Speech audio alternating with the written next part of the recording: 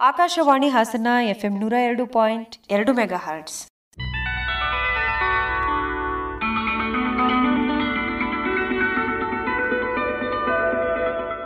ಜನತರಂಗ ಜನತರಂಗ ಜನತರಂಗ ಜನತರಂಗ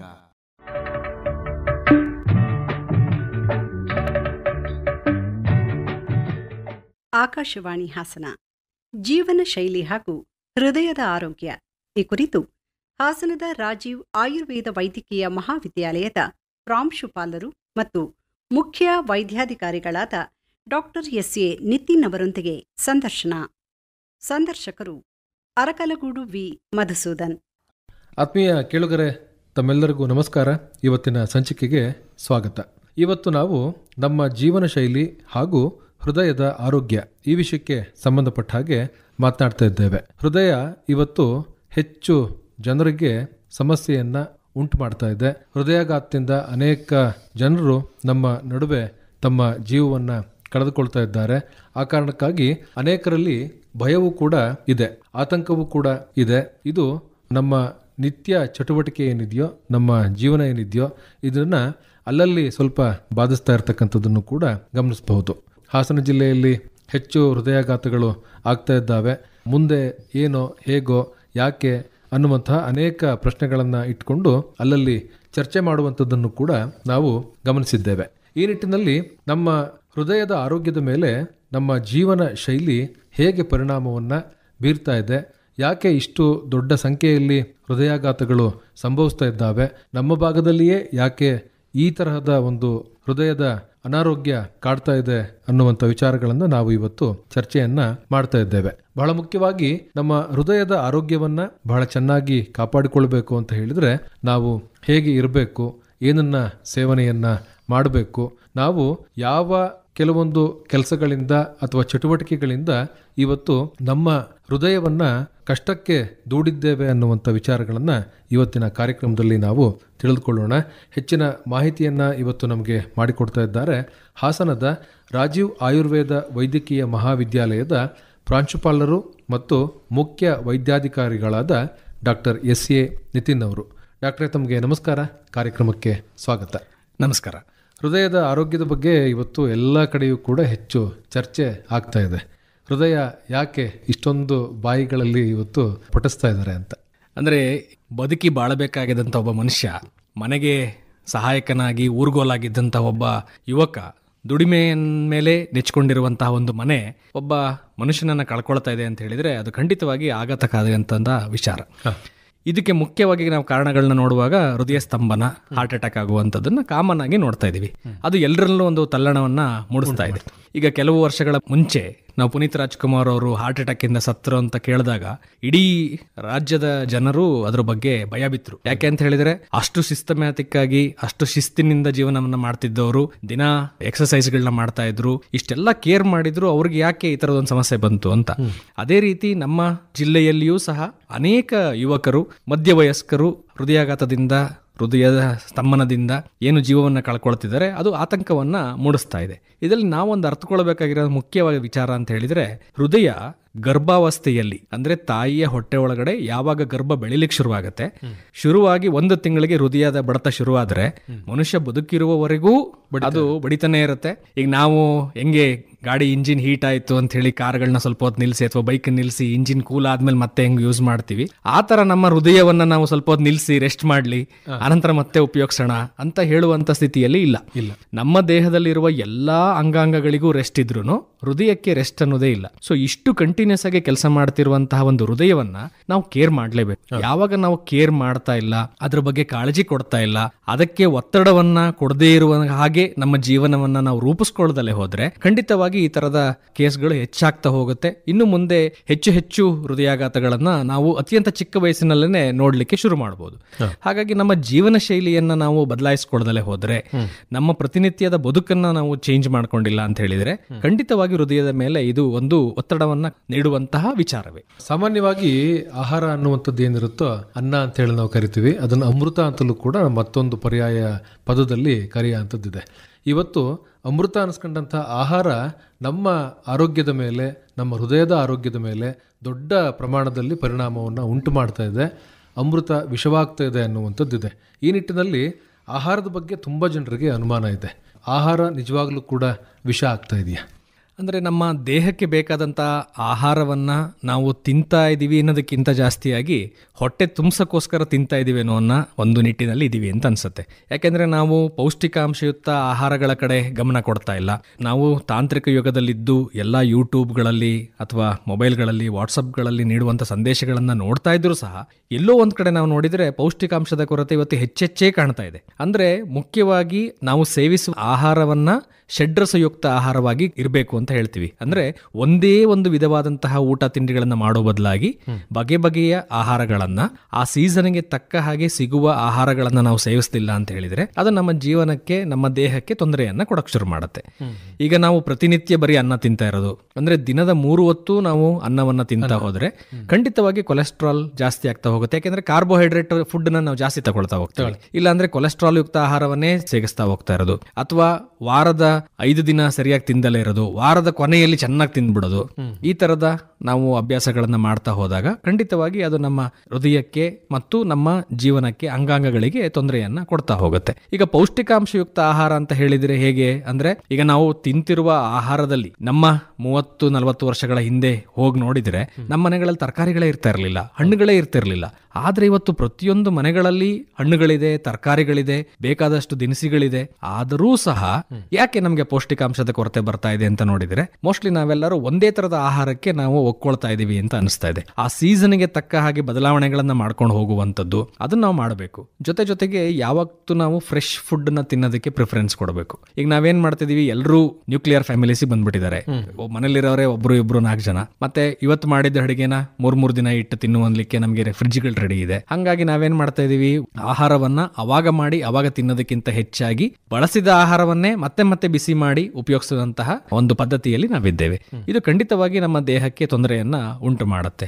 ಇದರ ಜೊತೆಗೆ junk foods ಅತಿ ಹೆಚ್ಚು ಕಾಣ್ತಾ ಇರುವಂತದ್ದು. ಇವತ್ತಿನ ಒಂದು ಯುವ ಜನರಿಗೆ ನೀವು ಮನೆಯಲ್ಲಿ ಮಾಡಿದಂತ ತಿಂಡಿಗಿಂತ ಪಿಜ್ಜಾ, ಬರ್ಗರ್ಗಳು, ಜಂಕ್ ಫುಡ್ಸ್ ಏನಿದೆ ಅದ್ರ ಮೇಲೆ ತುಂಬಾ ಒಲವನ್ನ ತೋರಿಸ್ತಾ ಇದ್ದಾರೆ. ಇದು ಏನಾಗುತ್ತೆ, ನಮ್ಮ ದೇಹಕ್ಕೆ ಅತಿ ಹೆಚ್ಚು ಕೊಲೆಸ್ಟ್ರಾಲ್ ಗಳನ್ನ ಕೊಡ್ತಾ ಹೋಗುತ್ತೆ. ನಮ್ಮ ಆಸ್ಪತ್ರೆಗೆ ಬರುವಂತಹ ರೋಗಿಗಳಲ್ಲಿ ನೋಡಿದಂತ ವಿಚಾರ ಅಂತ ಹೇಳಿದ್ರೆ, ಸರ್ ಈಗ ನಾನು ರಿಫೈಂಡ್ ಆಯಿಲ್ ಯೂಸ್ ಮಾಡ್ಬೇಕಾ, ಕಡಲೆಕಾಯಿ ಎಣ್ಣೆ ಯೂಸ್ ಮಾಡ್ಬೇಕಾ, ಅಥವಾ ಕೊಬ್ಬರಿ ಎಣ್ಣೆ ಯೂಸ್ ಮಾಡ್ಬೇಕಾ, ನಮ್ದೇ ತೆಂಗಿನಕಾಯಿ ಇದೆ ಅದರಿಂದ ತೆಗೆದು ಯೂಸ್ ಮಾಡ್ಬೇಕಾ, ಹೀಗೆ ಹಲವಾರು ವರ್ಷಗಳಿಂದ ಈಗ ನಮ್ಮಲ್ಲಿ ಬಂದಿರುವಂತದ್ದು ಇದೊಂದು ಸಮಸ್ಯೆ. ಅಂದ್ರೆ ಯಾವ ಎಣ್ಣೆಯನ್ನ ಯೂಸ್ ಮಾಡಬೇಕು ಅಂತ ಸುಮಾರು ಜನಕ್ಕೆ ಈ ತರ ಬದಲಾವಣೆಗಳನ್ನ ಮಾಡ್ಕೊಂಡಾದ ನಂತರ, ಅಂದ್ರೆ ಮನೆಯಲ್ಲಿ ತೆಂಗಿನ ಎಣ್ಣೆ ಯೂಸ್ ಮಾಡಕ್ ಶುರು ಮಾಡಿದ್ಮೇಲೆ, ಅಥವಾ ಕೊಬ್ಬರಿ ಎಣ್ಣೆ ಯೂಸ್ ಮಾಡಕ್ ಶುರು ಮಾಡಿದ್ಮೇಲೆ, ಅಥವಾ ಗಾಣದಿಂದ ತೆಗೆದಂತಹ ಎಣ್ಣೆಗಳನ್ನ ಯೂಸ್ ಮಾಡಿದ್ಮೇಲೆ, ಅಥವಾ ರಿಫೈಂಡ್ ಆಯಿಲ್ ಗಳನ್ನ ಬದಲಾಯಿಸಿದ ನಂತರ, ಈ ತರ ಎಲ್ಲ ಆದ ನಂತರನೂ ಸಹ ಅವ್ರಿಗೆ ಅನೇಕ ತೊಂದರೆಗಳು ಬರ್ತಾ ಇದೆ. ಅಂದ್ರೆ ಕೊಲೆಸ್ಟ್ರಾಲ್ ಜಾಸ್ತಿ ಆಗುವಂತದ್ದು, BP ಜಾಸ್ತಿ ಆಗ್ತಾ ಇರುವಂತದ್ದು, ಈ ತರದ ಸಮಸ್ಯೆಗಳನ್ನು ಸಹ ನಾವು ಇವತ್ತು ಅತಿ ಹೆಚ್ಚಾಗಿ ನೋಡ್ತಾ ಇದ್ದೇವೆ. ಹಾಗಾಗಿ ನಾವು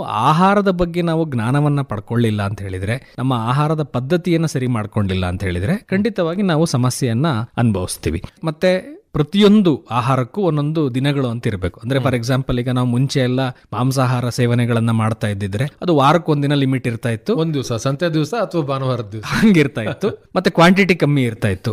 ಈಗ ಏನಾಗ್ತದೆ ಅಂದ್ರೆ ಪ್ರತಿಯೊಂದು ಹಬ್ಬ ಹರಿದಿನ, ಮದುವೆ, ಮುಂಜಿ, ಯಾವುದೇ ಸಮಾರಂಭಗಳಾಗ್ಲಿ ಅಲ್ಲಿ ಎಲ್ಲ ನಾನ್ ವೆಜ್ ಜಾಸ್ತಿ ಬರ್ತಾ ಇರ್ತದೆ. ಅದಾದ್ಮೇಲೆ ಅದಕ್ಕೆ ಲಿಮಿಟ್ ಇಲ್ದಂಗೆ ತಿನ್ನುವಂಥದ್ದು. ನಾವೀಗ ಒಂದು ಸಮಾರಂಭಗಳಿಗೆ ಮಾಡಬೇಕಾದ್ರೆ ಅವ್ರಿಗಿಂತ ನಾನು ಚೆನ್ನಾಗಿ ಫಂಕ್ಷನ್ಗಳನ್ನ ಮಾಡಬೇಕು, ಅವ್ರು ಕೊಟ್ಟ ಪಾರ್ಟಿಗಿಂತ ನಾನು ಜೋರ ಕೊಡಬೇಕು ಅನ್ನುವಂಥದ್ದು ಏನ್ ಬರ್ತಾ ಹೋಗ್ತಾ ಇದೆ ಸಂಸ್ಕೃತಿ. ಇದರಿಂದ ತಿನ್ನುವ ಪರಿಸ್ಥಿತಿನೂ ಜಾಸ್ತಿ ಬರ್ತಾ ಇದೆ. ನಮ್ಗೆ ಇಷ್ಟ ಇಲ್ದಿದ್ರು ಅವ್ರು ಬೇಜಾರು ಮಾಡ್ಕೊಳ್ತಾರಲ್ಲ ಅಂತ ತಿನ್ನುವಂತ ಪರಿಸ್ಥಿತಿಲಿ ನಾವು ಬರ್ಬೋದು, ಅಥವಾ ಇಷ್ಟಪಟ್ಟು ತಿನ್ನುವಂತ ಪರಿಸ್ಥಿತಿಲೂ ನಾವಿರಬಹುದು. ಈ ತರ ಆಗುವಾಗ ಏನಾಗುತ್ತೆ, ಅದು ನಮ್ಮ ದೇಹದ ಮೇಲೆ ಒತ್ತಡವನ್ನ ಕೊಡುತ್ತೆ. ಈಗ ಏನಾಗುತ್ತೆ, ನಾವು ತುಂಬಾ ಆಹಾರವನ್ನ ಸೇವನೆ ಮಾಡಿದ ನಂತರ ನಮಗೆಲ್ಲ ಗೊತ್ತು, ಫಿಸಿಯಾಲಜಿಕಲಿ ಏನಾಗುತ್ತೆ ಅಂದ್ರೆ ನಮಗೆ ನಿದ್ದೆ ಬರಕ್ ಶುರುವಾಗುತ್ತೆ. ಅಂದ್ರೆ ಜೀರ್ಣಾಂಗ ವ್ಯೂಹದ ಕಡೆಗೆ ರಕ್ತ ಸಂಚಾರ ಹೆಚ್ಚಾಗತ್ತೆ. ಸೊ ಅವಾಗ ಏನಾಗುತ್ತೆ, ಮನುಷ್ಯನಿಗೆ ನಿದ್ದೆ ಬಂದಂಗ ಅನ್ಸುತ್ತೆ. ನಾವು ಹೊಟ್ಟೆ ತುಂಬಾ ತಿಂದಾಗ ಏನಾಗುತ್ತೆ, ಆಟೋಮ್ಯಾಟಿಕಲಿ ರಕ್ತ ಸಂಚಾರ ಜೀರ್ಣ ಅಂಗದ ವ್ಯೂಹದ ಕಡೆಗೆ ಜಾಸ್ತಿ ಹೋಗೋದ್ರಿಂದ ಹೃದಯಕ್ಕೂ ಸಹ ರಕ್ತ ಸಂಚಾರ ಕಮ್ಮಿ ಆಗಬಹುದು. ಮೆದುಳಿಗೆ ಹೇಗೆ ಸಂಚಾರ ಕಮ್ಮಿ ಆಗುತ್ತೆ ಹಾಗೆ. ಸೊ ಹಾಗಾಗಿ ನಾವು ಆತರ ತುಂಬಾ ತಿನ್ನೋದು, ಮತ್ತೆ ಮೈ ಮೇಲೆ ಪರಿಜ್ಞಾನ ಇಲ್ದಂಗೆ ಆ ಮದ್ಯ ಸೇವನೆಯನ್ನ ಮಾಡಿ ನಿದ್ದೆ ಮಾಡುವಂಥದ್ದು, ಇದೆಲ್ಲ ನಮಗೆ ತೊಂದರೆಯನ್ನ ಕೊಡುವಂಥದ್ದು ಆಗ್ತದೆ. ಇದು ಒಂದು ಭಾಗ ಆಹಾರಕ್ಕೆ ಸಂಬಂಧಪಟ್ಟ ಹಾಗೆ. ಮತ್ತೊಂದು ಭಾಗ ಇದೆ, ಅದೇನು ಅಂತ ಹೇಳಿದ್ರೆ ಇವತ್ತು ಆಹಾರ ಪದಾರ್ಥಗಳು ಕಲಬೆರಕೆಗೆ ಒಳಗಾಗ್ತಾ ಇರ್ತಕ್ಕಂಥದ್ದು, ಮತ್ತೆ ಗುಣಮಟ್ಟದಲ್ಲಿ ರಾಜಿ ಮಾಡ್ಕೊಂಡು ಅದನ್ನು ಉತ್ಪಾದನೆಯನ್ನ ಮಾಡ್ತಾ ಇರ್ತಕ್ಕಂಥದ್ದು. ಇದು ಕೂಡ ನಮ್ಮ ಆರೋಗ್ಯದ ಮೇಲೆ, ನಮ್ಮ ಹೃದಯದ ಆರೋಗ್ಯದ ಮೇಲೆ ಪರಿಣಾಮವನ್ನು ಉಂಟು ಮಾಡುತ್ತೆ. ಖಂಡಿತವಾಗಿ ಒಳ್ಳೆ ಕ್ವಶನ್ ಕೇಳಿದ್ರಿ. ಇದು ನಿಜವಾಗ್ಲೂ ಆಗುವಂತ ವಿಚಾರನೆ. ಅಂದ್ರೆ ಈಗ ನಾವು ಆಹಾರವನ್ನ ಅತಿ ಹೆಚ್ಚು ಟೇಸ್ಟಿಯಾಗಿ ಮಾಡ್ಬೇಕಂತ ಹೇಳಿದ್ರೆ ಅದಕ್ಕೊಂದು ಕಲರ್ ಕೊಡಬೇಕು, ನೋಡೋದಕ್ಕೆ ಚೆನ್ನಾಗಿ ಕಾಣಂಗಿರ್ಬೇಕು, ಅದಕ್ಕೆ ಪದಾರ್ಥಗಳನ್ನ ಜಾಸ್ತಿ ಹಾಕ್ತಾರೆ, ಮತ್ತೆ ಟೇಸ್ಟಿಂಗ್ ಪೌಡರ್ಸ್ ಗಳನ್ನ ಹಾಕ್ತಾರೆ, ಮತ್ತೆ ಅದನ್ನ ಮಾಡುವಂತ ರೀತಿ ವಿಧಾನಗಳನ್ನ ಬದಲಾವಣೆಗಳನ್ನ ಮಾಡಬಹುದು. ಅದು ನಮಗೆ ಒಕ್ಕೊಳ್ಬಹುದು, ಒಗ್ದಲೇ ಇರಬಹುದು. ಅಂದ್ರೆ ಫಾರ್ ಎಕ್ಸಾಂಪಲ್ ಈಗ ನಮ್ಮ ಮಂಗಳೂರು ಕಡೆ ಏನು ಕುಸ್ಲಕ್ಕಿಯನ್ನ ಯೂಸ್ ಮಾಡ್ತಾರೆ, ಅದು ಹಾಸನದ ವೆದರ್ಗೆ ಯೂಸ್ ಆಗಲ್ಲ, ಅದು ಸರಿ ಬರಲ್ಲ. ಅದೇ ರೀತಿ ನೀವು ಹೈದರಾಬಾದ್ ಕರ್ನಾಟಕ ಭಾಗಗಳಿಗೆ ಹೋದ್ರೆ ಅಲ್ಲಿ ಅತಿ ಹೆಚ್ಚು ಖಾರವನ್ನ ಬಳಸ್ತಾರೆ. ಅಷ್ಟು ಖಾರ ನಾವು ಇಲ್ಲಿ ತಿಂದ್ರೆ ನಮ್ಗದು ಸರಿ ಬರಲ್ಲ. ಅಂದ್ರೆ ಒಂದೊಂದು ವಾತಾವರಣಕ್ಕೆ ತಕ್ಕ ಹಾಗೆ, ಪ್ರದೇಶಕ್ಕೆ ತಕ್ಕ ಹಾಗೆ ಅಲ್ಲಿಯ ಆಹಾರ ಪದ್ಧತಿಗಳೇನಿದೆ ಅದನ್ನ ನಾವು ಬಳಸ್ಕೊಂಡು ಹೋಗ್ಬೇಕು, ಬೆಳೆಸ್ಕೊಂಡು ಹೋಗ್ಬೇಕು. ಇವತ್ತು ನಾರ್ತ್ ಇಂಡಿಯನ್ ಫುಡ್ ಅನ್ನ ನೀವು ಯಾವತ್ತೋ ಒಂದು ದಿನ ತಿನ್ನೋದಕ್ಕೂ ನೀವು ಅದನ್ನೇ ದಿನನಿತ್ಯ ಮಾಡಿದಾಗ ಅಲ್ಲಿಯ ಪರಿಸ್ಥಿತಿಗೆ, ಅಲ್ಲಿಯ ಪ್ರದೇಶಕ್ಕೆ ಇರುವಂತ ಆಹಾರ ನಮ್ಗೆ ಇಲ್ಲಿ ಸೂಟ್ ಆಗಲ್ಲ. ಅವಾಗ ಏನಾಗುತ್ತೆ, ನಮಗೆ ಕಾಯಿಲೆಗಳು ಬರಲಿಕ್ಕೆ ಶುರುವಾಗುತ್ತೆ. ಹಾಗಾಗಿ ಹೊರಗಡೆ ಆಹಾರಗಳನ್ನ ತಿನ್ನುವಾಗ ನಾವು ಅತಿ ಹೆಚ್ಚು ಜಾಗರೂಕರಾಗಿರ್ಬೇಕು. ಇವತ್ತು ನಾವು ಪೇಪರ್ಗಳಲ್ಲಾಗ್ಲಿ, ಆಡ್ಗಳಲ್ಲಾಗ್ಲಿ, ನಿಮ್ಮ ಆಕಾಶವಾಣಿ ಮುಖೇನ ಆರೋಗ್ಯ ಇಲಾಖೆಯವರು ತುಂಬಾ ಹೇಳ್ತಾನೆ ಇರ್ತಾರೆ, ಹೊರಗಡೆ ತಿನ್ನೋದನ್ನ ಕಮ್ಮಿ ಮಾಡಿ, ಪ್ಲಾಸ್ಟಿಕ್ ಬಳಕೆಯನ್ನ ಕಮ್ಮಿ ಮಾಡಿ, ಆಹಾರ ಬಳಕೆ ಮಾಡುವಾಗ ಪ್ಲಾಸ್ಟಿಕ್ ಅನ್ನು ಉಪಯೋಗಿಸ್ತಾ ಇದ್ದಾರೆ, ಮತ್ತೆ ಆಹಾರದ ಪೊಟ್ಟಣಗಳನ್ನ ಕಟ್ಟುವಾಗ ಪ್ಲಾಸ್ಟಿಕ್ ಬಳಕೆ ಮಾಡ್ತಾ ಇದ್ದಾರೆ, ಮತ್ತೆ ನ್ಯೂಸ್ ಪೇಪರ್ ಗಳನ್ನು ಯೂಸ್ ಮಾಡುವಂತದ್ದು, ಅದರಲ್ಲಿರುವ ಸೀಸ ಅಂಶ ಏನಿರುತ್ತೆ ಅದೆಲ್ಲ ತೊಂದರೆ ಕೊಡುತ್ತೆ, ಆಹಾರ ಜೊತೆಗೆ ಮಿಕ್ಸ್ ಆಗತ್ತೆ ಅಂತ ಹೇಳಿ. ಇದನ್ನೆಲ್ಲ ಗೊತ್ತಿದ್ರೂ ಸಹ ನಾವು ಎಲ್ಲೋ ಒಂದ್ ಕಡೆ ನಮ್ಮ ಬಾಯಿ ರುಚಿಗೆ ನಾವು ದಾಸರಾಗಿ ಇದನ್ನೆಲ್ಲ ತಿನ್ನುವಂತ ಪರಿಸ್ಥಿತಿಯಲ್ಲಿ ನಾವು ಕಂಟಿನ್ಯೂ ಮಾಡ್ತಾ ಇದೀವಿ. ಹಾಗೆ ಅಡಲ್ಟ್ರೇಷನ್ ಆಗ್ತಿರೋದು ಗೊತ್ತಿದ್ರೂ ಸಹ ನಾವು ಮುಂದುವರಿಸ್ತಾ ಇರೋದ್ರಿಂದ ಇದು ಖಂಡಿತವಾಗಿ ದೇಹದ ಮೇಲೆ ಪರಿಣಾಮವನ್ನು ಬೀರ್ತದೆ. ಯಾಕೆ ಅಂತ ಹೇಳಿದ್ರೆ ನಮಗೆ ರಿಯಾಲಿಟಿ ಏನಿದೆ, ನಿಜವಾದ ಆಹಾರ ಸೇವನೆ ಮಾಡುವ ಜಾಗದಲ್ಲಿ ಕಲಬೆರಕೆ ಆಹಾರವನ್ನ ಮಾಡಿದಾಗ ಖಂಡಿತವಾಗಿ ನಮಗೆ ತೊಂದರೆ ಆಗುತ್ತೆ. ಯಾಕೆಂದ್ರೆ ನಮ್ಮ ದೇಹ ಅದನ್ನ ಡಿವೈಡ್ ಮಾಡಿ ಪೌಷ್ಟಿಕಾಂಶ ಯಾವುದು, ಪೌಷ್ಟಿಕಾಂಶ ಇಲ್ದೆಲ್ಲ ಇರೋದು ಯಾವುದು, ಅದನ್ನ ತೆಗೆದಾಕೋದು ಹೇಗೆ, ಈ ಸಿಸ್ಟಮ್ ನ ಮಾಡೋದಿದೆಯಲ್ಲ, ಇದು ತುಂಬಾ ಕಷ್ಟವಾದಂತ ಒಂದು ಪರಿಸ್ಥಿತಿ. ಇದು ನಾವು ನಮ್ಮ ದೇಹದ ಮೇಲೆ ಅತಿ ಹೆಚ್ಚು ಒತ್ತಡವನ್ನ ಕೊಡ್ತಾ ಹೋಗ್ತೀವಿ. ಈ ಅತಿ ಹೆಚ್ಚು ಒತ್ತಡ ಆದಂಗೆ ಶರೀರಕ್ಕೆ ಒತ್ತಡ ಆದ್ರೆ ಇಂಡೈರೆಕ್ಟ್ ಆಗಿ ಹೃದಯಕ್ಕೆ ಒತ್ತಡ ಜಾಸ್ತಿ ಆಗೇ ಆಗತ್ತೆ. ಹೀಗೆ ಆಹಾರ ನಮ್ಮನ್ನ ಹೆಚ್ಚು ಕಾಡ್ತಾ ಇರ್ತಕ್ಕಂಥದ್ದು. ಆಹಾರದ ಬಗ್ಗೆ ಇನ್ನೂ ಕೂಡ ನಮಗೆ ಹೆಚ್ಚಿನ ಜಾಗೃತಿ ಅನ್ನುವಂಥದ್ದು ಬೇಕು. ಆಹಾರವನ್ನು ಹಿತವಾಗಿ ಬಳಕೆಯನ್ನು ಮಾಡಿದಾಗ ನಮ್ಮ ಸಮಗ್ರ ಆರೋಗ್ಯಕ್ಕೆ ಅದು ಪೂರಕವಾಗಿ ಇರುತ್ತೆ ಅನ್ನುವಂಥದ್ದು. ಇನ್ನು ಇತ್ತೀಚಿನ ದಿವಸಗಳಲ್ಲಿ ಹೆಚ್ಚು ಚರ್ಚೆಗೊಳಗಾಗ್ತಾ ಇರ್ತಕ್ಕಂಥದ್ದು ನಮ್ಮ ಜೀವನ ಶೈಲಿ ಅಂತ ಹೇಳಿ. ಜೀವನ ಶೈಲಿ ಯಾವುದು ಅಂತ ಗುರುತು ಮಾಡೋದ್ರಲ್ಲೂ ಕೂಡ ನಾವು ಸೋತಿದ್ದೀವಿ. ಜೀವನ ಶೈಲಿ ಅಂತ ಅಂದ್ರೆ ಏನು, ಹೇಗಿರ್ಬೇಕು, ಅದು ನಮ್ಮ ಒಂದು ಆರೋಗ್ಯ ಚೆನ್ನಾಗಿರ್ಬೇಕು ಅಂತ ಹೇಳಿದ್ರೆ ನಾವು ಮನುಷ್ಯರಾಗಿ ಬದಲಾವಣೆಗಳನ್ನ ಮಾಡ್ಕೊಂಡು ಹೋಗ್ತಾ ಇದೀವಿ, ಆದ್ರೆ ಅದು ಪ್ರಕೃತಿಗೆ ವಿರುದ್ಧವಾಗಿ ಹೋಗ್ತಾ ಇದೀವಿ. ಈಗ ನೋಡಿ, ಪ್ರತಿಯೊಂದು ಹಕ್ಕಿ ಆಗ್ಲಿ, ಪ್ರಾಣಿಗಳಾಗ್ಲಿ, ಸೂರ್ಯ ಮುಳುಗಿದ ತಕ್ಷಣ ಮಲಗ್ತವೆ, ಸೂರ್ಯ ಹುಟ್ಟುವ ಟೈಮಿಗೆ ಎದ್ದೇಳ್ತವೆ. ಇದೇ ಪರಿಸ್ಥಿತಿ ಮುಂಚೆ ನಮ್ಮ ಮಾನವರಲ್ಲಿನೂ ಇತ್ತು. ಮನುಷ್ಯರೆಲ್ಲರೂ ಹೆಂಗಿತ್ತು ಅಂದ್ರೆ, ಮುಂಚೆ ಹಳ್ಳಿಗಳಲ್ಲಿ ಸಂಜೆ 7 ಗಂಟೆ ಆಯ್ತು ಅಂತ ಹೇಳಿದ್ರೆ ಇಡೀ ಊರ್ ಮಲಗ್ತಾ ಇತ್ತು. ಆದ್ರೆ ಕೋಳಿ ಕೂಗೋ ಟೈಮಿಗೆ ಅಂತ ಹೇಳ್ತಿದ್ರು, ಬೆಳಗ್ಗೆ ಒಂದು ಅದನ್ನೇನು ನಾವು ಬ್ರಾಹ್ಮಿ ಮುಹೂರ್ತ ಅಂತ ಕರಿತೀವಿ, ಒಂದು 5 ಗಂಟೆಯಿಂದ 5:15 ಟೈಮ್ ಒಳಗಡೆ ಎಲ್ಲರೂ ಎದ್ದು ಅವರ ಕೆಲಸಗಳನ್ನ ಮಾಡ್ಲಿಕ್ಕೆ ಹೋಗ್ತಾ ಇದ್ರು. ನಾವೀಗ ನಮ್ಮ ಈ ದಿನಚರಿಯನ್ನೇ ಬದಲಾಯಿಸ್ಬಿಟ್ಟಿದೀವಿ. ಎಷ್ಟೊತ್ತಿಗೆ ಬೇಕಂದ್ರೆ ಅಷ್ಟೊತ್ತಿಗೆ ಮಲ್ಕೊಳ್ಳೋದು, ಎಷ್ಟೊತ್ತಿಗೆ ಬೇಕಂದ್ರೆ ಅಷ್ಟೊತ್ತಿಗೆ ಎದ್ದೊಳ್ಳೋದು. ಈ ತರ ಮಾಡಿದಾಗ ಏನಾಗುತ್ತೆ, ನಮ್ಮ ದೇಹದಲ್ಲಿ ನಮ್ಮ ಈ ಬಯೋಲಾಜಿಕಲ್ ಸಿಸ್ಟಮ್ ಹೊರಗಡೆ ಏನಿದೆ, ಅದೇ ತರ ನಮ್ಮ ದೇಹದ ಒಳಗಡೆ ಒಂದು ಬಯೋಲಾಜಿಕಲ್ ಸಿಸ್ಟಮ್ ಇದೆ. ಇದನ್ನ ರೆಗ್ಯುಲೇಟ್ ಮಾಡ್ಲಿಕ್ಕೆ ಹಾರ್ಮೋನ್ಸ್ ಇರುತ್ತೆ. ಈ ಹಾರ್ಮೋನ್ಸ್ ಹೆಂಗೆ ಅಂದ್ರೆ, ನಾವು ಬೇಕಾದಂಗೆ ಚೇಂಜಸ್ಗಳನ್ನ ಮಾಡ್ಲಿಕ್ಕೆ ಆಗಲ್ಲ. ಅದಕ್ಕೆ ಒಂದು ನಿಗದಿತವಾದಂತಹ ಸಮಯವನ್ನು ನೀವು ಪ್ರತಿದಿನ ಮಾಡ್ತಾ ಹೋಗ್ತಾ ಇದ್ರೆ ಆ ಬಯೋಲಾಜಿಕಲ್ ಸಿಸ್ಟಮ್ಗೆ ಅಡ್ಜಸ್ಟ್ ಆಗುವಂಗೆ ಹಾರ್ಮೋನ್ ಕೆಲಸ ಮಾಡ್ತಾ ಇರುತ್ತೆ. ಹಾಗಾಗಿ ನಮಗೆ ಒಂದು ಪ್ರತಿನಿತ್ಯ ನಾವು ಎದ್ದೇಳೋದಕ್ಕೆ ಒಂದು ಟೈಮ್ ಇರಬೇಕು, ನಾವು ಮಲಗೋದಕ್ಕೆ ಒಂದು ಟೈಮ್ ಇರಬೇಕು, ಮೂತ್ರ ವಿಸರ್ಜನೆಗೆ ಒಂದು ಟೈಮ್ ಇರಬೇಕು, ಮಲ ವಿಸರ್ಜನೆಗೆ ಒಂದು ಟೈಮ್ ಇರಬೇಕು. ಇದೇ ರೀತಿ ಊಟ ಸಮಯ, ಬೆಳಗ್ಗೆ ತಿಂಡಿ ಆಗಿರ್ಬೋದು, ಮಧ್ಯಾಹ್ನ ಊಟ ಆಗಿರ್ಬೋದು, ರಾತ್ರಿ ಊಟ ಆಗಿರ್ಬೋದು, ಇದು ನಿಗದಿತವಾದಂತ ಸಮಯದಲ್ಲಿ ನಾವು ಮಾಡಿಲ್ಲ ಅಂತ ಹೇಳಿದ್ರೆ ಈ ಹಾರ್ಮೋನ್ಸ್ಗಳು ಕನ್ಫ್ಯೂಸ್ ಆಗುತ್ತೆ ಎಷ್ಟೊತ್ತಿಗೆ ಮಾಡಬೇಕು ಅಂತ. ಈಗ ನೀವು ನಿಮ್ಮ ಮೊಬೈಲ್ ಅಲ್ಲೇನೆ ಒಂದು ಕಮಾಂಡ್ ಕೊಡುವ ಕಡೆ 2-3 ಕಮಾಂಡ್ ಒಟ್ಟಿಗೆ ಕೊಟ್ರೆ ಮೊಬೈಲ್ ಹ್ಯಾಂಗ್ ಆಗತ್ತೆ. ಅದೇ ತರ ನಮ್ಮ ದೇಹನೂ ಹ್ಯಾಂಗ್ ಆಗತ್ತೆ. ಅಂದ್ರೆ ಒಂದೇ ಸಲಿಗೆ ನೀವು 3-4 ಕಮಾಂಡ್ಗಳನ್ನ ಒಟ್ಟಿಗೆ ಹೊಸ ಕೊಟ್ಟಾಗ ಏನಾಗುತ್ತೆ, ನಮ್ಮ ದೇಹ ಅದಕ್ಕೆ ಸಪೋರ್ಟ್ ಮಾಡಲ್ಲ, ಅದು ಹ್ಯಾಂಗ್ ಆಗತ್ತೆ. ಅದನ್ನೇ ನಾವೀಗ ಬೇರೆ ಬೇರೆ ರೀತಿಯಲ್ಲಿ ತೊಂದರೆ ಆಗ್ತಿರೋದನ್ನ ನಾವು ನೋಡ್ತಾ ಇದ್ದೀವಿ. ಹಾಗಾಗಿ ನಮ್ಮ ಜೀವನ ಶೈಲಿ ಅಂತ ಹೇಳಿದ್ರೆ ಮೊದಲಾಗಿ ಶಿಸ್ತುಬದ್ಧ ಜೀವನವನ್ನ ನಾವು ಪಾಲಿಸಬೇಕು. ಸರಿಯಾದ ಸಮಯಕ್ಕೆ ಎದ್ದೇಳೋದ್ರಿಂದ ಹಿಡಿದು ಪ್ರತಿನಿತ್ಯ ಕೆಲಸಗಳನ್ನ ಏನ್ ಮಾಡ್ತೀವಿ ಅದಕ್ಕೊಂದು ಸಿಸ್ಟಮ್ಯಾಟಿಕ್ ಆಗಿ ನಾವು ಕೆಲಸ ಮಾಡ್ತಾ ಹೋದ್ರೆ ನಮ್ಮ ದೇಹ ಅದಕ್ಕೆ ಸ್ಪಂದನೆ ಮಾಡ್ಲಿಕ್ಕೆ ಶುರು ಮಾಡುತ್ತೆ. ಇದು ಒಂದು ವಿಚಾರ. ಎರಡನೆಯ ಜೀವನ ಶೈಲಿ ಅಂತ ಬಂತ ಹೇಳಿದ್ರೆ ವ್ಯಾಯಾಮ.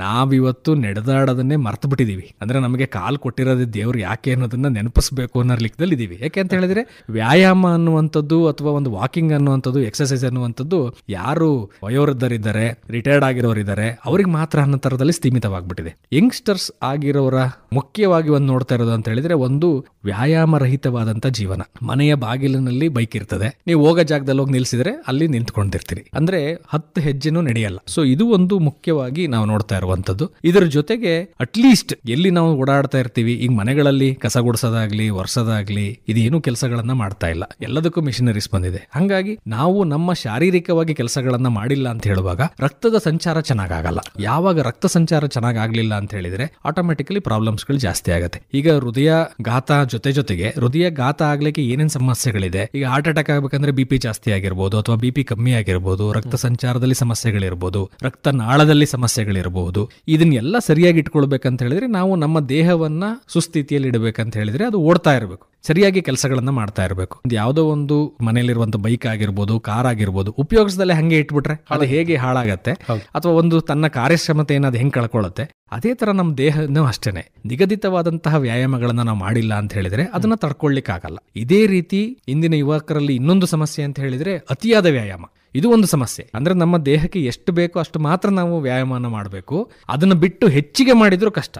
ಅಂದ್ರೆ ಈಗ ನಾವು ನಿಗದಿತವಾಗಿ ಒಂದು 30ರಿಂದ 40 ನಿಮಿಷ 45 ನಿಮಿಷದವರೆಗೆ ವ್ಯಾಯಾಮಗಳನ್ನ ಮಾಡಬಹುದು. ಒಂದೇ ಸಲ ನಾವು 40 ನಿಮಿಷಕ್ಕಿಂತ ಹೆಚ್ಚಾಗಿ 1 ಗಂಟೆ 2 ಗಂಟೆಗಳು ಎಕ್ಸಸೈಸ್ಗಳನ್ನ ಮಾಡೋದು, ನಮ್ಮ ದೇಹಕ್ಕೆ ಮಾಡಕ್ ಆಗದೆ ಇರೋದಕ್ಕಿಂತ ಭಾರಗಳನ್ನ ಎತ್ತುವಂಥದ್ದು, ಮತ್ತೆ ಬೇಗ ನಮ್ಮ ದೇಹವನ್ನ ಬೆಳೆಸ್ಬಿಡ್ಬೇಕು, ಸದೃಢಗೊಳಿಸ್ಕೊಂಡ್ಬಿಡ್ಬೇಕು ಅಂತ ಟ್ರೈ ಮಾಡುವಂಥದ್ದು. ವಾರ ಎಲ್ಲ ಸುಮ್ಮನೆ ಇರೋದು, ವಾರದಲ್ಲಿ ಎಂಡಲ್ಲಿ ಒಂದೇ ದಿನ 10 ಕಿಲೋಮೀಟರ್ ಜಾಗ್ ಮಾಡದೆ ಅಂತ ಹೋಗೋದು. ಈ ತರ ಮಾಡಿದಾಗ ನಮ್ಮ ದೇಹಕ್ಕೆ ತೊಂದರೆ ಆಗುತ್ತೆ. ಯಾಕೆಂತ ಹೇಳಿದ್ರೆ ಯಾವಾಗ್ಲೂ ಮಾಡದೇ ಇರೋದನ್ನ ನಾವು ಒಂದೇ ಸಲ ಮಾಡಕ್ ಹೋದಾಗ್ಲೂ ಸಮಸ್ಯೆ ಆಗತ್ತೆ, ಅತಿ ಹೆಚ್ಚಾಗಿ ಮಾಡಕ್ ಹೋದಾಗ್ಲೂ ಸಮಸ್ಯೆ ಆಗತ್ತೆ. ಒಂದೇ ಸಲ ಅತಿ ಹೆಚ್ಚು ಮಾಡೋದು ಮತ್ತೆ ಬಿಟ್ಬಿಡೋದು, ಹಂಗ್ ಮಾಡೋದಕ್ಕಿಂತ ನಿಗದಿತವಾಗಿ ಪ್ರತಿನಿತ್ಯ ಒಂದು ಟೈಮ್ ಇಟ್ಕೊಂಡು ಮಾಡ್ತಾ ಹೋಗ್ಬೋದು. ಮತ್ತೆ ಇನ್ನೊಂದೇನಂತ ಹೇಳಿದ್ರೆ, ಇವತ್ತೊಂದಿನ ವಾಕಿಂಗ್ ಮಾಡಿದ್ರಿ, ಇವತ್ತು ಮಳೆ ಬರ್ತಾ ಇದೆ, ವಾಕಿಂಗ್ ಮಾಡಕ್ ಆಗ್ತಾ ಇಲ್ಲ ಅಂತ ಹೇಳಿದ್ರೆ ಮನೆ ಒಳಗಡೆ ಮಾಡುವಂತಹ ಯೋಗಾಸನಗಳನ್ನ ಮಾಡಬಹುದು, ಅಥವಾ ಏರೋಬಿಕ್ ಎಕ್ಸರ್ಸೈಸ್ಗಳನ್ನ ಮಾಡಬಹುದು. ಬೇರೆ ದೇಹವನ್ನ ದಂಡಿಸಲಿಕ್ಕೆ ಸಾಧ್ಯ ಇರುವಂತಹ ವ್ಯಾಯಾಮಗಳನ್ನ ನಾವು ಮಾಡ್ತಾ ಹೋದ್ರೆ ಪ್ರತಿನಿತ್ಯ ಅದು ಸರಿಯಾಗ್ತಾ ಹೋಗುತ್ತೆ. ಮತ್ತೆ ವೀಕೆಂಡ್ಸ್ ಅಂತ ಹೇಳಿ ಎಲ್ಲ ರೆಸ್ಟ್ ಮಾಡುವಂಥದ್ದು, ಅತಿ ಹೆಚ್ಚು ನಿದ್ರೆಯನ್ನ ಮಾಡುವಂಥದ್ದು, ಅದು ನಮಗೆ ಜಡತ್ವವನ್ನ ತರ್ತಾ ಹೋಗುತ್ತೆ. ಸಡನ್ ಆಗಿ ಏನೋ ಒಂದು ವ್ಯತ್ಯಾಸ, ಈಗ ಹೆಂಗೆ ನಮ್ಮಲ್ಲಿ ಬೇಸಿಗೆಗಾಲದಲ್ಲಿ ಇದ್ದಕ್ಕಿದ್ದಂಗೆ ಮಳೆ ಬಂದ್ರೆ ಹೆಂಗಾಗತ್ತೆ, ಹಂಗೆ ನಮ್ಮ ದೇಹಕ್ಕೂ ತೊಂದರೆಗಳು ಶುರುವಾಗತ್ತೆ. ಈಗ ಶಾರೀರಿಕ ಚಟುವಟಿಕೆ ಅಂತ ಅಂದಾಗ ವ್ಯಾಯಾಮ ಅನ್ನುವಂಥದ್ದು ಅಷ್ಟೇ ಸಾಕಾಗುತ್ತಾ, ಬೇರೆ ಚಟುವಟಿಕೆಗಳಲ್ಲೂ ಕೂಡ ಮನುಷ್ಯ ತೊಡಸ್ಕೋಬೇಕು ಹೇಗೆ? ಇದು ಪ್ರಮುಖವಾಗಿ ನಾವು ಯೋಚನೆ ಮಾಡಬೇಕಾಗಿರೋ ವಿಚಾರ. ಅಂತ ಹೇಳಿದ್ರೆ ಮನೇಲಿ ದಿನ ಬೆಳಗ್ಗೆ ಎದ್ದಾಗಿಂದ ಹಿಡಿದು ಸಂಜೆವರೆಗ ನಾವು ಏನೆಲ್ಲ ಕೆಲಸಗಳನ್ನ ಮಾಡ್ತಾ ಹೋಗ್ತೀವಿ, ಅದು ಒಂದೊಂದು ಭಾಗಕ್ಕೆ ಎಕ್ಸಸೈಸ್ಗಳನ್ನ ಕೊಡ್ತಾ ಹೋಗುತ್ತೆ. ಅಂದ್ರೆ ಈಗ ನಾವು ಮುಂಚೆ ಕುಕ್ಕರ್ಗಾಲಲ್ಲಿ ಕೂತು ಬಟ್ಟೆ ಒಗಿತಾ ಇದ್ರು, ಆಗ ಪೆಲ್ವಿಕ್ ಮಸಲ್ಸ್ ಎಲ್ಲ ಸ್ಟ್ರಾಂಗ್ ಆಗ್ತಾ ಇತ್ತು, ಕಾಲ್ಗಳ ಮಸಲ್ಸ್ಗಳು ಸ್ಟ್ರಾಂಗ್ ಆಗ್ತಾ ಇತ್ತು. ಕೂತು ಎದ್ದು ಮಾಡುವಂಥದ್ದು, ಬಗ್ಗಿ ಮಾಡುವಂಥದ್ದು, ಈ ತರ ಎಕ್ಸಸೈಸ್ಗಳನ್ನ ನಾವು ಪ್ರತಿನಿತ್ಯ ಮಾಡ್ತಾ ಇಲ್ಲ ಅಂತ ಹೇಳಿದ್ರೆ ಅದು ತೊಂದರೆಗಳನ್ನ ಕೊಡ್ತಾ ಹೋಗುತ್ತೆ. ನಾವು ಎಷ್ಟೇ ಸೊಫಿಸ್ಟಿಕೇಟೆಡ್ ಚೇರ್ ಹಾಕೊಂಡು ಕೂತ್ಕೋಬಹುದು, ಆದ್ರೆ ನಮ್ಮ ದೇಹವನ್ನ ಸ್ಟ್ರಾಂಗ್ ಮಾಡ್ಕೊಳ್ಳಿಲ್ಲ ಅಂತ ಹೇಳಿದ್ರೆ ಆ ಚೇರು ನಮ್ಗೇನು ಮಾಡಕ್ಕಾಗಲ್ಲ. ಆದ್ರೆ ನಮ್ಮ ದೇಹವನ್ನ ಸ್ಟ್ರಾಂಗ್ ಮಾಡ್ಕೊಂಡ್ರೆ ನಾವು ಯಾವ ಹಾಸಿಗೆ ಬೇಕಿದ್ರು ನಾವು ಮಲಗುವ ನಿಟ್ಟಿನಲ್ಲಿ ನಾವಿರ್ತೀವಿ. ಹಾಗಾಗಿ ಈ ಒಂದು ವಿಚಾರದಲ್ಲಿ ನಾವು ಯೋಚನೆ ಮಾಡೋದಾದ್ರೆ ನಮ್ಮ ದಿನನಿತ್ಯದ ಕೆಲಸಗಳನ್ನ ನಾವೇ ಮಾಡಿದ್ರೆ ಒಳ್ಳೇದು. ಈಗ ನಮ್ಮಲ್ಲಿ ಒಂದು ಕಾರ್ ಇದೆ, ನಾನೇ ಕಾರ್ ಕ್ಲೀನ್ ಮಾಡಿದ್ರೆ ಏನಾಗುತ್ತೆ, ಅದರಲ್ಲಿ ಎಷ್ಟು ಎಕ್ಸಸೈಸ್ ಆಗುತ್ತೆ, ಬಗ್ಗಿ ಎದ್ದು ಮಾಡುವಂತಹ ಕೆಲಸಗಳು ಎಷ್ಟಾಗತ್ತೆ, ನಮ್ಮ ದೇಹಕ್ಕೆ ಒಳ್ಳೆ ಎಕ್ಸಸೈಸ್ ಕೊಡ್ತದೆ. ನಮಗೆ ಬೇಕಾಗಿರುವ ಕೆಲಸಗಳನ್ನ ಮಾಡಿಕೊಂಡ್ರು ಸಹ ಅದು ಅತಿ ಹೆಚ್ಚು ಎಕ್ಸಸೈಸ್ಗಳನ್ನ ನಮ್ಮ ದೇಹಕ್ಕೆ ಕೊಡುತ್ತೆ. ಹಾಗಾಗಿ ಬರೀ ವ್ಯಾಯಾಮಕ್ಕಷ್ಟೇ ನಾವು ಸೀಮಿತ ಆಗಬಾರ್ದು, ವ್ಯಾಯಾಮದ ಜೊತೆಗೆ ನಮ್ಮ ಮನೆಯಲ್ಲೇ ಇರೋಂತಹ ಕೆಲಸಗಳು ಏನಿದ್ದಾವೋ ಇವತ್ತಿಗೂ ಕೂಡ ನಾವು ಎತ್ತ ಅಂತದ್ದು, ಇಳ್ಕ ಅಂತದ್ದು, ನಿಲ್ಲ ಅಂತದ್ದು ಇದ್ದೇ ಇರುತ್ತೆ. ಅಂತ ಕೆಲಸಗಳಿಗೆ ಬಹುತೇಕ ನಾವೇ ಮಾಡ್ಕೊಳ್ಳೋ ಅಂತದ್ದು ಮಾಡ್ತಾ ಹೋದ್ರೆ ಚೆನ್ನಾಗತ್ತೆ. ಈಗ ಹೆಂಗಾಗತ್ತೆ ಅಂದ್ರೆ ನೀವು ಬೆಳಗ್ಗೆ 1 ಅವರ್ ಚೆನ್ನಾಗಿ ಎಕ್ಸಸೈಸ್ ಮಾಡ್ಬಿಟ್ರಿ, ದಿನದ ಇನ್ನು 23 ಗಂಟೆ ಲೇಸಿ ಆದ್ರೆ ಅದು ಚೆನ್ನಾಗಲ್ಲ. ಅಟ್ಲೀಸ್ಟ್ ಮಧ್ಯ ಮಧ್ಯ ನಾವು ಎಕ್ಸಸೈಸ್ ಮಧ್ಯದಲ್ಲಿ ನಮ್ಮ ದೇಹಕ್ಕೆ ವ್ಯಾಯಾಮನ ಕೊಡ್ತಾ ಹೋದ್ರೆ ಅದು ಎಕ್ಸಸೈಸ್ ಆಗ್ತಾ ಹೋದಂಗೆ ರಕ್ತ ಸಂಚಾರನೂ ಚೆನ್ನಾಗಿ ಆಗ್ತಾ ಹೋಗುತ್ತೆ, ಎಲ್ಲ ಆರ್ಗನ್ಸ್ಗಳು ಆಕ್ಟಿವ್ ಆಗಿರ್ತವೆ. ಈಗ ನಮ್ಮ ದೇಹದಲ್ಲಿರುವ ಅಂಗಾಂಗಗಳು ನಮ್ಮವೇ, ನಾವು ಎಷ್ಟು ಸೋಮಾರ್ತನ ಮಾಡ್ತೀವಿ ಅಷ್ಟೇ ಸೋಮಾರ್ತನ ಅವು ಮಾಡ್ತವೆ. ನಮ್ಮ ಪ್ರತಿಯೊಂದು ಜೀವಕೋಶಗಳು ನಮ್ಮ ದೇಹದ್ದೇ ಆದ ಮೇಲೆ ನಾವು ಹೆಂಗಿರ್ತೀವಿ ಅದು ಹಂಗೆ ಇರ್ತವೆ. ಹಾಗಾಗಿ ನಾವು ನಮ್ಮನ್ನ ಎಷ್ಟು ನಾವು ಆಕ್ಟಿವ್ ಆಗಿ ಇಟ್ಕೊಳ್ತೀವಿ ಅಷ್ಟು ನಮ್ಮ ಅಂಗಾಂಗಗಳು ಆಕ್ಟಿವ್ ಆಗಿರ್ತವೆ. ಇದಿಷ್ಟು ನಮ್ಮ ಶಾರೀರಿಕ ಚಟುವಟಿಕೆಗಳೇನಿರುತ್ತೋ ಇದು ನಮ್ಮ ಹೃದಯದ ಮೇಲೆ ಹೇಗೆ ಒಂದು ಪರಿಣಾಮವನ್ನು ಉಂಟು ಮಾಡುತ್ತೆ ಅನ್ನುವಂಥದ್ದು. ಹಾಗೆಯೇ ನಮ್ಮ ಮನಸ್ಸು ಕೂಡ ಅದು ಆರೋಗ್ಯದಾಯಕವಾಗಿ ಇಲ್ಲ ಅಂತ ಅಂದಾಗ ಅದು ಕೂಡ ನಮ್ಮ ಒಂದು ಹೃದಯದ ಮೇಲೆ ಮತ್ತು ನಮ್ಮ ದೇಹದ ಬೇರೆ ಬೇರೆ ಅಂಗಗಳ ಮೇಲೆ ಪರಿಣಾಮವನ್ನು ಉಂಟು ಮಾಡುತ್ತೆ ಅಂತೇಳಿ ಹೇಳ್ತಾರೆ. ನಿಜವಾಗ್ಲೂ ನಮ್ಮ ಅಂಗಾಂಗಗಳಿಗೂ ಮನಸ್ಸಿಗೂ ಸಂಬಂಧ ಇದೆಯಾ? ಖಂಡಿತವಾಗಿ ಹೌದು. ನಮ್ಮ ವಿಶ್ವ ಆರೋಗ್ಯ ಸಂಸ್ಥೆ ಏನ್ ಹೇಳುತ್ತೆ ಅಂತ ಹೇಳಿದ್ರೆ, ಆರೋಗ್ಯವಂತ ಮನುಷ್ಯ ಅಂತ ಒಬ್ಬನ ಕರಿಬೇಕು ಅಂದ್ರೆ ಯಾವ ಮನುಷ್ಯ ಶಾರೀರಿಕವಾಗಿ, ಮಾನಸಿಕವಾಗಿ ಮತ್ತು ಆಧ್ಯಾತ್ಮಿಕವಾಗಿ ಮತ್ತು ಸಾಮಾಜಿಕವಾಗಿ ಯಾರು ಆರೋಗ್ಯವಂತನಾಗಿದ್ದಾನೆ ಅವನನ್ನ ನಾವು ಆರೋಗ್ಯವಂತ ವ್ಯಕ್ತಿ ಅಂತ ಕರಿತೀವಿ. ಕಾಯಿಲೆ ಇಲ್ಲ ಅಂದ ತಕ್ಷಣನೇ ಅವನು ಆರೋಗ್ಯವಂತನಾಗಿದ್ದಾನೆ ಅಂತಲ್ಲ. ಈ 4 ವಿಚಾರಗಳು ಅವನಲ್ಲಿ ಚೆನ್ನಾಗಿರ್ಬೇಕು ಅಂತ. ಅದರಲ್ಲಿ ಎರಡನೆಯ ಮುಖ್ಯವಾದ ಘಟಕ ಅಂತ ಹೇಳಿದ್ರೆ ಮಾನಸಿಕ ಸಮಸ್ಯೆ. ಈಗ ನಮ್ದು ಶರೀರ ಒಂದು ಸಪರೇಟು, ಮನಸ್ಸೊಂದು ಸಪರೇಟು ಅನ್ನೋಕ್ಕಾಗಲ್ಲ. ಯಾಕೆಂದ್ರೆ ಎರಡು ಒಟ್ಟಿಗೆ ಹೋಗ್ಬೇಕು. ಈಗ ನಮ್ಮ ವೆಹಿಕಲ್ಗಳಲ್ಲಿ ಎಕ್ಸಲೇಟರ್ ಎಷ್ಟು ಇಂಪಾರ್ಟೆಂಟು, ಬ್ರೇಕು ಅಷ್ಟೇ ಇಂಪಾರ್ಟೆಂಟು. ಹಾಗೆ ಶರೀರಕ್ಕೆ ಎಷ್ಟು ನಾವು ಆದ್ಯತೆಯನ್ನ ಕೊಡ್ತೀವಿ, ಮನಸ್ಸಿಗೂ ಅಷ್ಟೇ ಆದ್ಯತೆಯನ್ನ ಕೊಡ್ಲೇಬೇಕು. ಮನಸ್ಸನ್ನ ನಿಗ್ರಹ ಮಾಡ್ಕೊಳ್ಳಿಲ್ಲ ಅಂತ ಹೇಳಿದ್ರೆ ಶರೀರದ ಮೇಲೆ ಅದು ಒತ್ತಡವನ್ನ ಕೊಡ್ಲಿಕ್ಕೆ ಶುರು ಮಾಡುತ್ತೆ.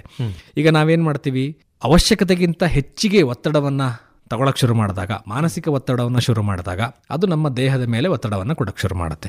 ಈಗ ನಾವು ಮುಂಚೆ ಏನ್ ಮಾಡ್ತಾ ಇದ್ವು ಅಂತ ಹೇಳಿದ್ರೆ, ಪ್ರತಿಯೊಂದು ಸಣ್ಣ ಸಣ್ಣ ಕೆಲಸಗಳನ್ನ ಮಾಡ್ಲಿಕ್ಕೆ ನಾವು ಸಮರ್ಥರಿರ್ತಾ ಇದ್ವು. ಯಾಕೆಂದ್ರೆ ನಾವು ಮಾಡಕ್ ಗಲ್ತಾ ಇದ್ವು, ಗೊತ್ತಿರ್ತಾ ಇತ್ತು. ಈಗ ಒಂದು ನಾಯಿ ಓಡಿಸ್ಕೊಂಬಂದ್ರೆ ನಾನು ಏನ್ ಮಾಡ್ಬೇಕು ಅನ್ನೋದು ನಮ್ಮ ಹುಡುಗರಿಗೆ ಗೊತ್ತಿಲ್ಲ ಈಗ ಅಂತ ಹೇಳಿದ್ರೆ ಆಟೋಮೆಟಿಕಲಿ ಏನಾಗುತ್ತೆ, ನಾವು ಒತ್ತಡದ ಜೀವನದಲ್ಲಿ ಬದುಕ್ತಾ ಇದೀವಿ. ಹಾಗೆ ಪ್ರತಿಯೊಂದು ಕೆಲಸಗಳಲ್ಲಿ ನಾವು ಸಮರ್ಥರಾಗ್ತಾ ಹೋದಾಗೆ, ಅದ್ರ ಮೇಲೆ ನಾವು ಎಕ್ಸ್ಪೀರಿಯನ್ಸ್ ಬರ್ತಾ ಹೋದಾಗೆ ನಮ್ಮಲ್ಲಿ ಮಾನಸಿಕವಾಗಿ ನಾವು ಸದೃಢರಾಗ್ತಾ ಹೋಗ್ತೀವಿ. ಯಾವಾಗ ನಾವು ಆ ಕೆಲಸಗಳನ್ನ ಮಾಡ್ಲಿಕ್ಕೆ ನಾವು ಉತ್ಸುಕರಾಗಿರಲ್ಲ ಅಥವಾ ಅದನ್ನ ಮಾಡ್ಲಿಕ್ಕೆ ಸಮರ್ಥರಾಗಿರಲ್ಲ, ಆಗ ಒತ್ತಡದ ಬದುಕನ್ನ ಶುರು ಮಾಡ್ತೀವಿ. ಇತ್ತೀಚೆಗೆ ನಾವು ನೋಡ್ತಿರೋದು ಅತಿ ಹೆಚ್ಚು ಅಂತ ಹೇಳಿದ್ರೆ, ತುಂಬಾ ಬೇಗ ಖುಷಿ ಆಗ್ಬಿಡ್ತಾರೆ, ಇಲ್ಲ ತುಂಬಾ ಬೇಗ ದುಃಖ ಒಳಗಾಗ್ಬಿಡ್ತಾರೆ, ಅತಿ ಬೇಗ ಖಿನ್ನತೆ ಬಂದ್ಬಿಡುತ್ತೆ ಅಥವಾ ಅತಿ ಬೇಗ ಒತ್ತಡವನ್ನ ತಗೊಂಡ್ಬಿಡ್ತಾರೆ. ಈ ಒಂದು ಮನಸ್ಥಿತಿಯನ್ನ ನಾವು ಬದಲಾಯಿಸ್ಕೊಳ್ಳಿಲ್ಲ ಅಂತ ಹೇಳಿದ್ರೆ ಖಂಡಿತವಾಗಿ ಅದು ನಮಗೆ ಸಮಸ್ಯೆ ಕೊಡುತ್ತೆ. ಈಗ ನೋಡಿ, ಯಾವುದೋ ಒಂದು ಸಡನ್ ಆಗಿ ಭಯ ಆದ್ರೆ ನಮ್ಮ ಹೃದಯ ಬಡಿತ ಜಾಸ್ತಿ ಆಗುತ್ತೆ. ಅದೇ ರೀತಿ ದುಃಖ ಆದ್ರೂ ಹೃದಯ ಬಡಿತ ಜಾಸ್ತಿ ಆಗುತ್ತೆ.